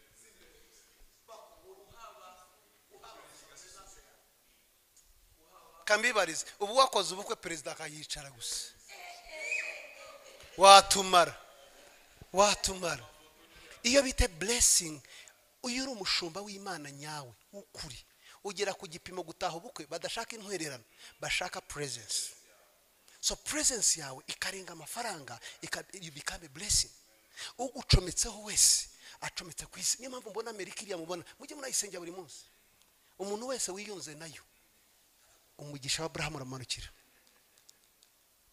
Muzayisengera. Impamvu ni basobanukiwe icyo bakora. Nzaguha umugisha, nzaguhindura ubwoko bukomeye, nzaguha umugisha kakana kanjye kagiye. Uzaba umugisha. Hari hehe none arahinduye akabyara.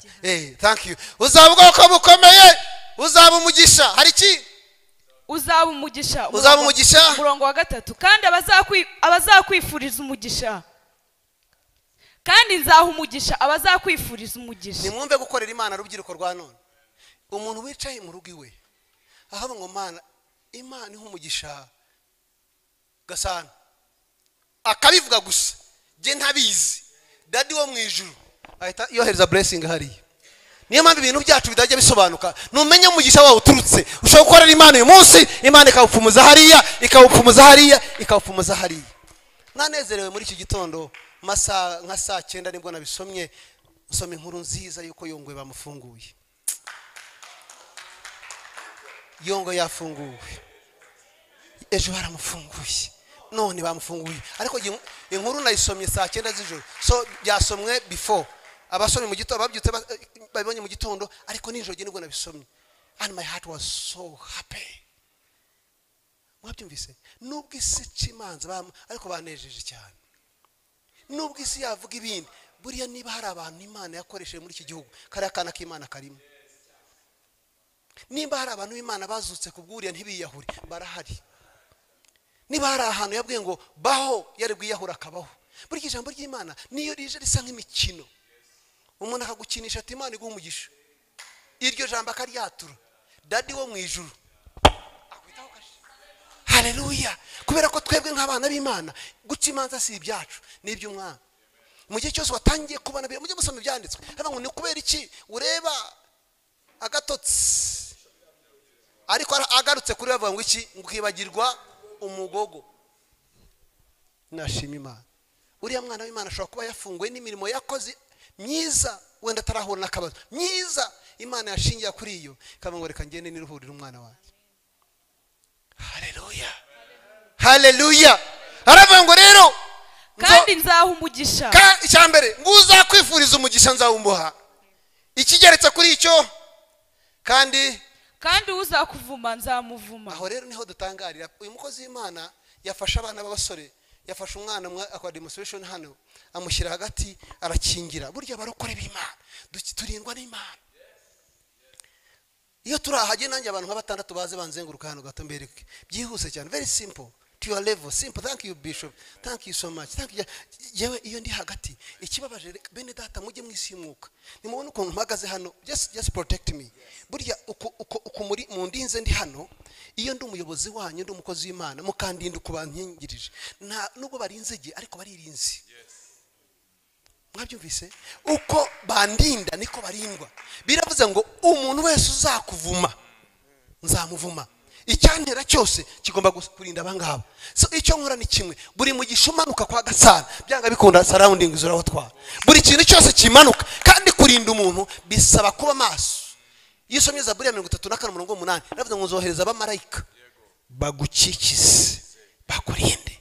Niyo mpamvu buri muntu wese afite marayika we ntago tubimenya niyo mpamvu iyi si igiye kuguseka Imana yohereza abamarayika bakagukingira bajya kumbona bakabona mwene data mu gikari bajya kumfasha bakabona uyu nguyu bajya kujya gutya bakabona harundi n'inyuma. Ikibabaza ni kimwe nijye utekereza ko nkomeye kandi hakomeye umwami wanjye.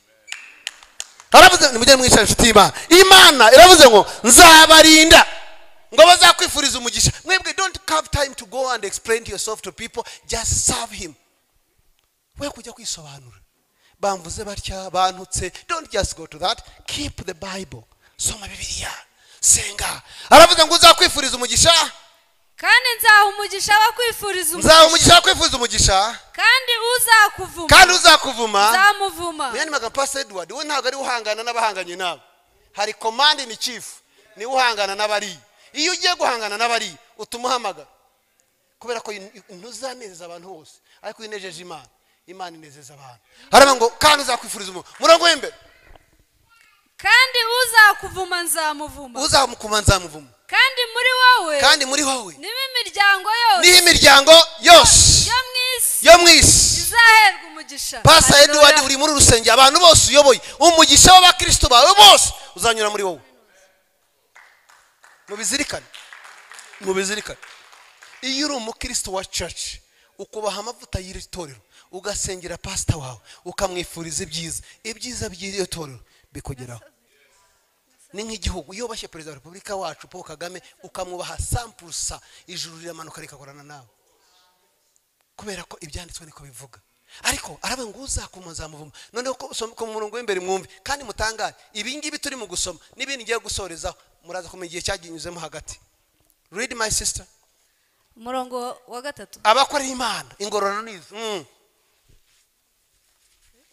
aho warugeze inshuti yanjye.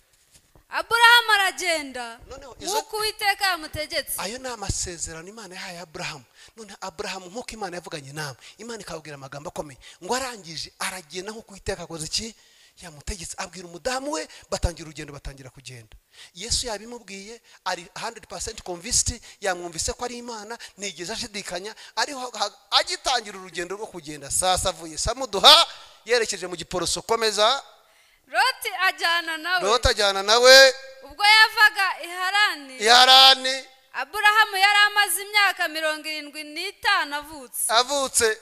Aburahamu ajyana Sarayi umugore we. Yego ukiri aho ngaho yagiye afite imyaka ingahe? 70. Aburahamu yabyaye afite imyaka ingahe? Iyo uyikuyemo hasigara ingahe? Bene data, ninde hano ufite imbaraga zishobora kwihanganisezana Imana yavuze imyaka 25 ntushidikanyemo na rimwe? Arahari? 1 year, 2, 3, 4, 5, 10. Ntagapapuro. Kandi ikibabara iyo uhamagawe rero intambara wagira ngo urazihamagaye. Kandi abapagani bagatanya ngo ntiwabwirijwe. Rubyiruko ushobora kuri aha ngaha umaze gufiyanswa n'abahungu nk'icumi bose bagenda nta n'icyo batwaye kuri Severante kuko utamuhamagaye ntiwabizirikanye niwanahamagaye dofisi yakabara iretse wowe ukajya ngo ni Satani, kumbe Imana iragukiza amabandi. Ukabona ibibazo byawe undi bitangwa n'inshuti magara mukanya gata kagenda ukajya ngo urica rubanza. Hari ibintu bituba hatari uko twakoze ibyaha, ahubwo Imana iri mu kazi kayo. Icyo dusabwa ni kimwe, ni ugutegereza akazi k'Imana, tukizera ibyo yavuze, tukabyihambiraho. Bishobora gutsinda, byamara kabiri, byamara umwaka, ariko iyo yavuze isezerano ryayo, havuze hahandi mu byanditswe ngo nari umusore none sindabona umwana umukiranutsi aretswe. Igitangaza kibabaje, haba haje Loti mwene se wa, bakigera hariya babarashwanye. Bikigera imbere batandukana. Gutandukana n'umwana mufite icyo mupfana mu rusengero bakabimenya. Tukana kasenganaga n'akana kari mubyara we, ariko baratandukanye, umwe ari hariya undi ari hariya. Imana iri ku murimo, kuko inzu ya rukara kababanza kuyisenya, ubwenge bakabuhindura zero, amafaranga bakabahindura zero. Nge natangiye umurimo w'Imana mfite imodoka enye. Natangiye umurimo w'Imana navuye mu mashuri ya Bibiliya namaze kwiga. Natangiye umurimo w'Imana nasomye cyanditse ngo nta mugabo wubaka inzu yatabanje kuyibarira ngo atazayirangira ngo aseke. Nafashe kirede muri Beseri 2006 ngura ibyuma by'urusengero n'intebe. Ntaratangira kuko sinashaka intebe zigiye. Muri make niteguye bwa ngo Gasana yari yiteguye. Mama we, Imana kumbira shaka kubaka etage, ngenda shaka rukarakara. Ibintu bigenda. Umuntu umwe aramba atari ko Gasa wabibaze neza bure barahamagaye cyangwa byari uko vaze kwiga n'amafaranga wari wayabonye. Imana data hajya haza umuyaga utiteje, ahubwo Imana iri mu kugutegurira ibikomeye izagukoresha. Biratuba ngo atangira kugenda, bageze imbere n'ugiye kwera amasaha, Loti barashwana baratandukana. Buriya gutandukana k'umuntu n'undi ni nk'ikimenyetso cy'uko utari muzima. Bavuga ngo yaza ko ari umukiranutsi, ari umukristo w'Imana, ni gute atandukana na mwene se, ariko uriya muntu nawe ntiyoroshye. Kumbi Abraham was very innocent. Ajyana umudamu we aranabeshya ngo ni mushiki we. Mukanya gato Imana iramanuka kuko iri muri operation ikora ku mwami, aramuga ati kuki wankoresha icyaha kitabaho, amusubiza umudamu we. Babana umwaka wa mbere, wa kabiri, wa gatatu, wa kane, nta mwana, wa gatanu. Badamu bene data wakwiha, uzi ko umuntu washatse rimwe agishaka amezi 6 mumaze atariko ntago urasama simwa. Ngende muzi nigeze gufasha hano mu Rugando Kimihura muri 2001 nari umukozi w'Imana hariya mvuga ubutumwa bwiza. Umudamu bamwirukanye, kumbi n'inshuti zanyana namuzana, yaramushatse amara amezi 3 atarasama. Umugabo ntabwo yarashijwe, arafata arakubita, aramuterura arirukana, kandi amwirukana atwaye inda y'ukwezi kumwe. Aramushatse n'amezi 3, kumbi yasamye. Ati umuntu utabyara mu mezi 3 aragenda giziriye ndagaragara, aza kuza arihana arabyara. Ibaze kugera ku gipimo ukubita umuntu ku mezi angahe. None uriya mudamu arakura Sara menopause ayigeramo, ajya no ku gipimo yaraza ko adashobora kubyara. Bwira mugenzi mu buryo budasanzwe, in a very special way. Bibiliya tubwira ngo Abraham yari yicaye ku muryango. Abasaza bakera abantu batuye ahantu mu mashyamba n'iki, ntekereza ko Abraham ariko byari bimeze. Yari yicaye ngo agiye kubona abantu b'abagabo bazi, kumbi n'abamarayika Imana yohereje. Nyuma y'igihe kinini nyuma yo kwirwariza, nyuma yo kuryamana n'umujakazi wazanywe n'umugore we, bure no kwishakira inzira. Wa musore we, wa mukobwa we, mwe kwishakira inzira, mutegereze icyo Imana yavuganye nawe. Niba hari icyo yakubwiye, niyo cyatsinda Imana ya Aburahamu izakizana. Soreza ku buhamya, umukobwa wanjye imfura n'umukobwa, damu wanjye tugiye kubyara umwana ukurikiraho, tubyara umuhungu. Kandi Imana inyereka umwana w'umukobwa mwiza cyane, ariho nabyaye. Tugiye kubyara tubyara umuhungu. Ndavuga si Imana, burya Satani yerekana ibyiza. Tukwise umwana wakurikiye wa gatatu azari umuhungu, umwana wa kane azari umuhungu, umwana wa gatanu azari umuhungu, umwana wa gatandatu azari umuhungu, umwana wa karindwi azari umuhungu, umwana wa munani azari umuhungu. Cyokoze nanjye ndavuga nari hari ushobora kuba ari amarangamutima. Uzi ko hari igihe ibintu Imana ikubwira wasuzumwa mu buryo bufatika ugatekereza ko ari amarangamutima, ukumva nkaho utumvise neza, ukavuga se ni Imana yavuze cyangwa narayitiranyije. Ntibazakubeshye, nta muntu utagira muri icyo gihe. Narahamagawe sinahamagawe, narabyitiranyije sinabyitiranyije, ibibazo bikwegereye. Ariko mubwira mugengo ku mwana wa 9 igikomeza isezerano ryayo mu bihe bikomeye cyane. Damarasama njye ntekereza iyo nda ya 9 y'umugore wanjye nkayishushanya na Sara w'imyaka 40 yasamye, nyuma y'imyaka myinshi 20+ arasama yakabyara. Njye mbwira abantu ngaho kubyara abana benshi bakakubera ikibazo, wabyara umwe akaba umunyamugisha. Arangije arasama, wa bantu baje mu buryo budasanzwe abakira mu buryo budasanzwe, akora igikorwa gikomeye cyane, atunyemerere nkoze ibirenge. Burya koza ibirenge ni ikimenyetso cyo guca bugufi, ni ikimenyetso cy'ugaragara. Ubundi nta mugabo woza undi ibirenge, ariko Aburahamu yamenye icyo bita timing. Aravuga ati abagabo ntabwo bagenda batafite icyo barya, reka bakate hano barya. Kandi ntabwo yarazi ko ari abamarayika. Aboza ibirenge, barabatekera, barabagaburira, ngo barangize kubagaburira mu kanya gatoya, nta kindi cyahabaye. Iyo umuntu hasi hambwa ati Aburahamu we, igihe nk'iki uzaba ukicyuma. Uwari ingumba arabyara. Iyo korera Imana mwabasore mwe, ikibazo kirabaza ngo mbese urubyiruko rwa none rutandukaniye he n'urw'abarokore? Nimba uwizeye Imana n'utizeye Imana tubafite batandukanira he? Imigendere ni imwe, imyambarire ni imwe, imivugire ni imwe, imirire ni imwe, utuntu twose ni tumwe. Dukeneye kugira ikintu kidatandukanya n'abatizera, kugira ngo umuntu nakubona akubonemo Imana, akubona avuga ati uyu muntu ni umuntu w'Imana. Kandi utavuze, utiyamamaje, utajya ahantu hose, ukagenda nk'uko Imana ishaka. Iyo umuntu yakoreye Imana, inshuti z'Imana, ingororano ze nizi, n'ubukire n'icyubahiro. Ariko ibyo mbabwira, uyu munsi twese abateraniye hano, bya bindi yamusezeranyije ku myaka mike cyane, uyu munsi wa none twese turabuze ku rubande. Icyo turacyemera. Imana ya Abraham, Imana ya Isaka, Imana ya Yakobo, ariko yari yarababajwe. So gukorera Imana rero hari igihe ushobora gutekereza ko byica, ariko ndababwiza ukuri nta kintu cyiza nko gukorera Imana. Tuzamura amakode Imana icyubahiro. Haleluya. Ibyo byose yakoze, yageze yaracecetse. Nimuza gusuzuma neza ku gice cya 12 niho yamuhamagariye, ariko yatangiye gusoza amasezerano ku gice cya 18. Irama ngo ngaho ubura amaso yawe mu kirere, ngo iyo zo nyenyeri uko zibona niko abana bawe bazaba bame, ngo manura amaso yawe hasi, ngo uriya mucanga ukomeze, ngo ibyo niko bizaba. Ariko byose ni byanzanzanza. Ariko today billion 8 zuzuye isi, twese kandi bitubwira ko Abraham ni wari umukire mu gihe cye, ariko kubera iki yumviye Imana, arinda isezerano, argihambiraho. Rubyiruko rwa Eglise Bethlehem, ndabasaba inshuti z'Imana, ntimugene nkuko abandi magenda, ntimwihute nkuko abandi bihuta, nimukora abantu ko abandi babikora. Bamwe bashobora kuvuga n'ubuhamya utazi ukuntu bimeze. Urugero rworoshye, umuntu akora ati genda atangira igiceri kimwe, ngura ingurube imwe, mfite fusi 10. Hagati y'igiceri n'ingurube na fusi 10 ntago uza amanyanga ari hagati aho. You don't know what is happening. Papa, ariko wajya gusuzuma hagati ya hano na hano nta buhamya buhari, hakaba harimo amanyanga menshi. Ugashaka kugenda nk'ubu, wajya uko Imana ishaka, wavuze uko Imana ishaka, wakoze ibyo Imana ishaka, wakiranikiye umwami mu gitondo nako manywa, inzika kubera ubuhamya, icyumba cyakubera ubuhamya, aho ujya hakubera ubuhamya, aho usinge bakaguhera ubuhamya, ahandi hose niwivange, niwishushanye nk'abikigiye, nubeshywe. Kuko Imana ntigena amarangamutima. God doesn't deal with emotions.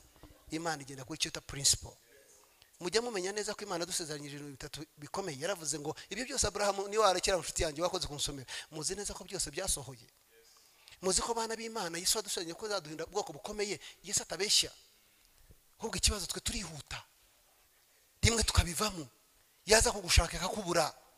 Urugero rworoshye, niba mwarashyize iteraniro rya hano sinzi isaha riteranira, tegura kuri buhabe ya saha marayika namanura umugisha w'Imana asanga uhicaye. Umugabo witwa Yakobo yigeze kuryama ngo yisegura iki, agiye kurotarota iki, ngo abone urwego, ngo abone abamarayika bamwe bamanuka abandi bazamuka. Sasa hari igihe marayika azana ibisubizo byawe akakubura, yashaka icyo atwara akakibura. Niba wiyemeje kuza mu iteraniro kuwa gatatu, bitegure kare. Come and sit. Ntiwemere distraction, ntiwemere ibiganiro bitariho. Iki gihugu gikeneye urubyiruko rusobanutse. Umugabo w'inshuti yanjye yarabwe ngo ntabwo ushobora guhindura ejo hashize, ariko wategura ejo hazaza. You can't change your yesterday, but you can position yourself for the future. Buri muntu wese agakeneye. Abantu bagaciro barakeneye muri iyi si. Ushaka kuvuga uti ngiye kuba idolari, ubugena nahisemo Gasana James mu matanzi, genda shaka kuzabizaho muri iki gihugu cy'u Rwanda. Ariko muzi icyo bisaba no kwiyanga, kutagena uko bashaka, kwemera ko bakuvuga, kwizera umwami wawe, gukiranukira uwo nguwo mu gitondo na nijoro, ukabirinda mu gitondo ukabirinda ku manywa. Imana ya Abraham ikavuga iti nguyu mbona nakwishimira. Umuntu ukaba impumuro nziza, abantu bakabona bakakubona Yesu. Ingororano yo gukorera Imana iyo ubabajwe cyane ariko ukarinda amasezerano y'Imana. Icyarangiye mwabonye ibyo Abraham yabaye. Ubu ni sogokuru wanjye, ni sogokuru wawe, yatunze ibintu, yafashije isi, yabaye sogokuru w'amahanga yose. Kubera iki? Yarababajwe. Ariko abarokore b'uyu munsi barashaka ibitangaza bidafite mu kwihangana. Urasenga ntiwihangane, urakora umutima wawe. Imana yarambwiye ngiye mbwira abantu, mbwira ntiwabeshya Imana, ntiwakwibeshya. Ntiwabeshya Imana, ntiwakwibeshya. Ibyo bintu bibiri ntiwabeshya. Ariko tuzirikane tuvuga ngo ariko mbese Gasana wagiye muri Eglise Bethlehem, mbese ni Yesu wagaragaye cyangwa ni Gasana? Abraham nta kindi yarwanye nacyo, yarwanye no kurira izina ry'Imana ryonyine. Imana iramurinda. Iyo uhagaze ku ijambo ry'Imana, ugahagarara ku cy'Imana yakubwiye, ugahagarara ku masezerano, umwami Yesu arakwamamaza yakabyara. Don't just go outside. Genda umwe muri iki gihugu cy'u Rwanda utajya ujya kuri social media. Atari uko nyanga, kuko social media ni umwe mu misozi 7 ikomeye cyane. Ndateganya kuzabikora, ariko uraganza ufite uko biteganya. Ndateganya kuzabikora nkafasha abantu benshi, ariko ndakubwiza ukuri, ushobora gusanga abantu benshi Yesu yamaye kugeraho ni benshi, ariko mwene so nimba ari mushyigikire. Ibi mubona muri kuri social media hanga mutajya ngo ni birahenze ku gipimo kirenze. Nabwiza kuri radio abantu bakajya ngo ndabwiza ngo radio yampamagaye, televiziyo yampamagaye, ariko ndabwiza ukuri bisaba amafaranga. Ushobora kuba udashobora kumenya kuvuga, ariko gashyikira uvuga. Iyo abwiriza ubutumwa bwiza, uwatanze amafaranga n'uwabwirije ubutumwa bagabana umugisha w'Imana. Ushobora gukorera Imana muri iyo sansi, icyubahiro kikabe cy'Imana. Ushobora gukorera Imana utavuze, ushobora gukora Imana udashakuje, ushobora gukora Imana utagiye ahantu hose, ariko icyubahiro cy'Imana kikamanuka. Iyo gusezeranyije ko izagukomeza, izaguha ubutunzi bukomeye, izaguha ibintu bikomeye ku isi, icyubahiro kiba ari cyayo. Kandi cyanyuma soza ngo nicare, nuko ibyo amaso y'abantu abona bitandukana n'ibyo bita umugisha. Umuntu akavuga ati bene data Imana yaranzamuye maze kujya muri Amerika inshuro 20, ni wajya inshuro 100 ko n'indaya zijyayo nibisambo. That's not a blessing. That's not a blessing. Kwa tujye Imana yaranzamuye uyu munsi mfite imodoka 6. That's not a blessing. Izo modoka 6 zimara iki abanyarwanda? Izo modoka 6 zikumara iki wo? Izo modoka 6 zimara iki itorero ry'Imana? Ibyo utunze bimara iki abandi bantu? Imana icyo yita umugisha n'icyo yaguhaye kikagera ku bandi, kikagera ku bandi, kikagera ku bandi, kikabe blessing. Ariko ishaka kuguha ibyo ngibyo kugira ngo uheshe Imana icyubahiro, ahubwo ugatangira gusa nkaho uzamuka hejuru. Yaravuze ngo nitumushyira hejuru azareshya benshi abigaruraho. Reka nsoze mbasaba urubyiruko rurahanga, mutandukanye ibyo mubona n'ibyo mureba, mutandukanye ibyo mwumva n'ibyo mwitaho, kubera ko icyo amaso abona n'amatwi yumva kijya mu mutima kikazagasa nkacyo. Ushobora kudahindura ejo hashize, ariko wakwitegura uyu munsi ugatunganya ejo hazaza. Ushobora kudahindura abantu benshi, ariko hindura umudugudu utuyemo kubw'izina ry'Imana. Korera Imana mu gitondo ku manywa na nijoro, uyikorere mu gukiranuka, uyikorere mu nzira nziza, kubera ko Paulo yavuze ngo dushoboze na Kristo duha imbaraga. Buri kintu cyose ukoze gikore neza kugira ngo Imana ihabwe icyubahiro. Nusanga batuka mwene so, ceceka ko ntago ari akazi kawe, kora ikikureba. Nugikora neza ukakigiramo inyungu, kizakubyarira umusaruro urenze uko abantu batekereza. Ikindi wirinde uko abantu bakuzamura bakuririmbira, ujye ureba ko baririmbira Yesu, kuko biroroha ko abantu bakuzamura ukagira ngo uri igitangaza. ya ndogobe bavuga yahetse Yesu ngo yinjiye Yerusalemu bayitegera barayisasira imise baravuga ngo abanditsi hari umuntu wanditse agatabo ngo nyuma y'iminsi isubiyeyo ngo bibona nta muntu yitaho biravuga abantu bintabateye bate ko nahateye ejo bundi bakansasira ubu nkabangarutse nta muntu ikibazo ni kimwe uwo yarahetse ntabwo yarahari umunsi washyize Yesu hasi uzahinduka nk'abandi bose ikitugize abo turi bo ni umugabo witwa Yesu dukorera umunsi twamwambuye icyubahiro tukagira ngo tucyambare izina ry'Imana rizatukwa ariko nuharanira kubahisha izina ry'Imana umwami data wacu azabaho umugisha. Haleluya haleluya.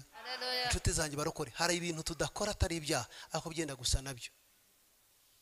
gusa nabyo ahantu uhagarara ahantu wicara ahantu ugenda ibintu uvuga abuvugana nabo group zawe zimeze ziti hari icyo bita ngo ubusirimu n'ubupagani ni ibintu biri contrary. Wowe kora ibinezeza umwami bitabangamira bene so kuko biravuga ngo Yesu yakuze yubahwa n'Imana ariko akundwa n'iki ashimwa n'abantu.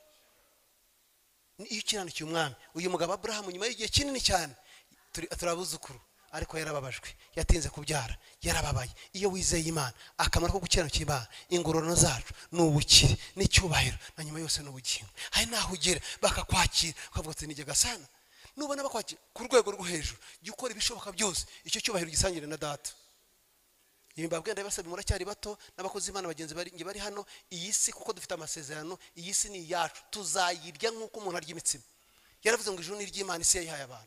Ibi butunzi mubona hano Imana igiye kuzabuduha ku rwego ruteye ubwoba kubera ko nudukiranukira Imana isi yose iri mu biganza byacu ariko igihe cyose uzajya ubisatira jya uvuga uti ni jewe niba kuzamo icyubahiro gihe umwana niba gukira gutya haraho ngenge gihe harana najye bakajya bashyuka mukunda nk'abanyaburayi bo yugezeyo n'ibihugu bya Amerika biriya ubona hari ukuntu ukajya kavuga ni gasana cyangwa siwe ujye wisuzuma uti ni gasana wahi imbere yuko mbona uyu mugabo ibi bankorera ni jewe. Iyo bimenye rero basaba ati mutuze gatoya icyubahiro kibi cy'Imana uko urushaho guca bugufi niko barushaho kubaha data uko urushaho kurwanira icyubahiro niko urushaho kwimura papa. Abato murabyumvise abakuru murabyumvise abakomeye murabyumvise mureke dukorera Imana nta kintu kiza nko gukorera Imana nta kazi nakamwe wama kwisi uretse gukorera papa mu ijuru nta mwanya numwe wampa muri iki gihugu cy'u Rwanda ugasana unezeze nko gukorera Imana kuko gukorera Imana bisumba ibindi byose.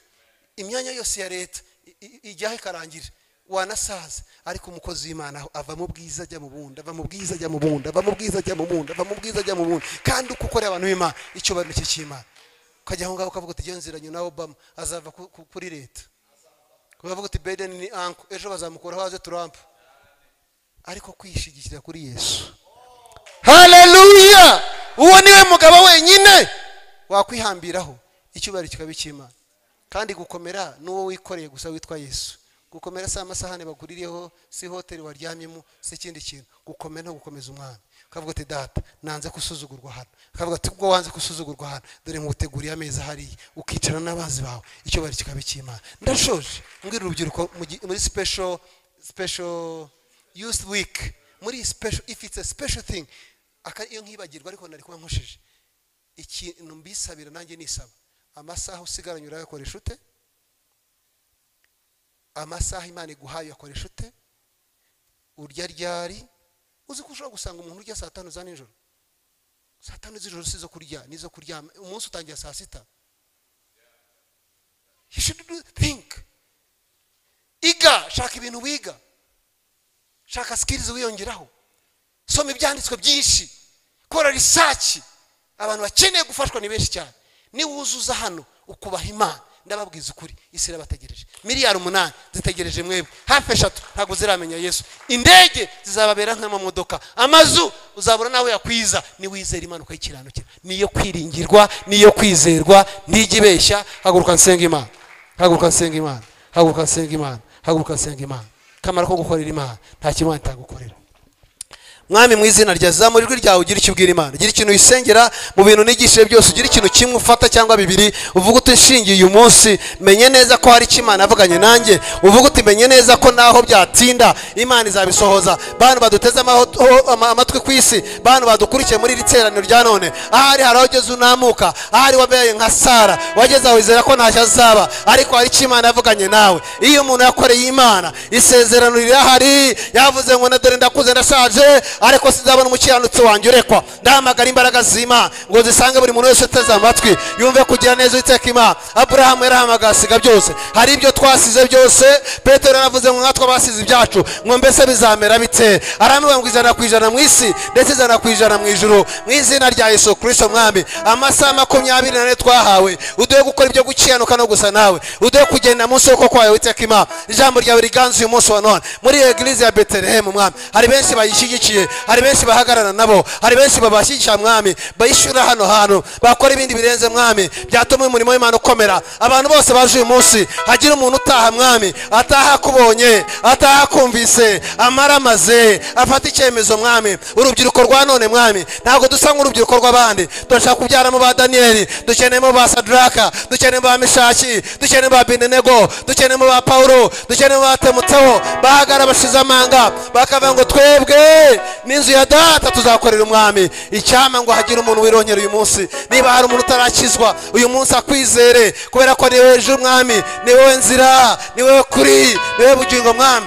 Kandi waravuze ngo ukizwa n'ubuntu mwami, hari ngo ntabwo ari by'umuntu yirata, ngo n'Imana yavukiye muri twebwe mwami. Ndatura agakiza ku buzima bw'abanteze amatwi, ndatura umugisha ku bari aha ngaha, ndatura umugisha ku rubyiruko. Eglise Bethlehem Uwiteka Imana ijyane ku rundi rwego Uwiteka Imana. Mugaragu w'Imana Pastor Edward mwami, mwagure mu izina rya Yesu, mwambika imbaraga, muhaba mushyigikira abahagarana Uwiteka Imana, maze imbaraga zawe ziganze, icyubahiro n'ikuzo bikomeze kubijyaho nk'Imana, mu izina rya Yesu, amen. Mwakoze Pastor, thank you.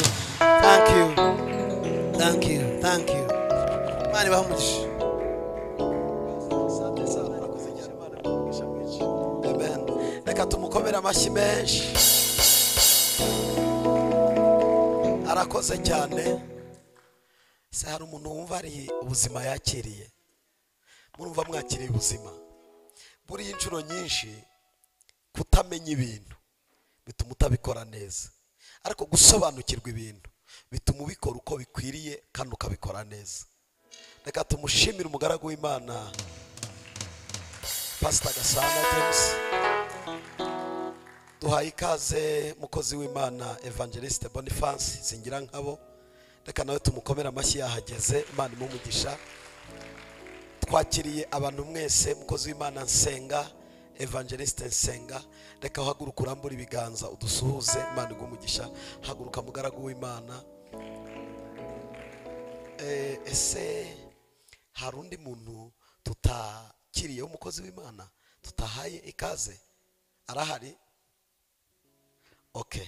Abakozi b'Imana nabo kubahwa cyane ko yabatoranije niyo kwizerwa. Noneho by'umwihariko twese turakorera Imana mu muhamagaro umwe ariko mu mpano zitandukanye, kuko ihamagara ni imwe ariko itanga impano zitandukanye. Gasana ndamushimira cyane, Imana igumugisha.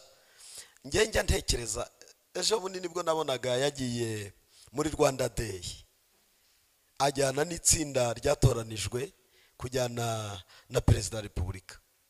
Ndeba uko yicisha bugufi. Noneho buriya hari ikintu cyashimishije, ni kiriya kimodoka bagwaye cyo kugenderamo, uburyo kirahenda.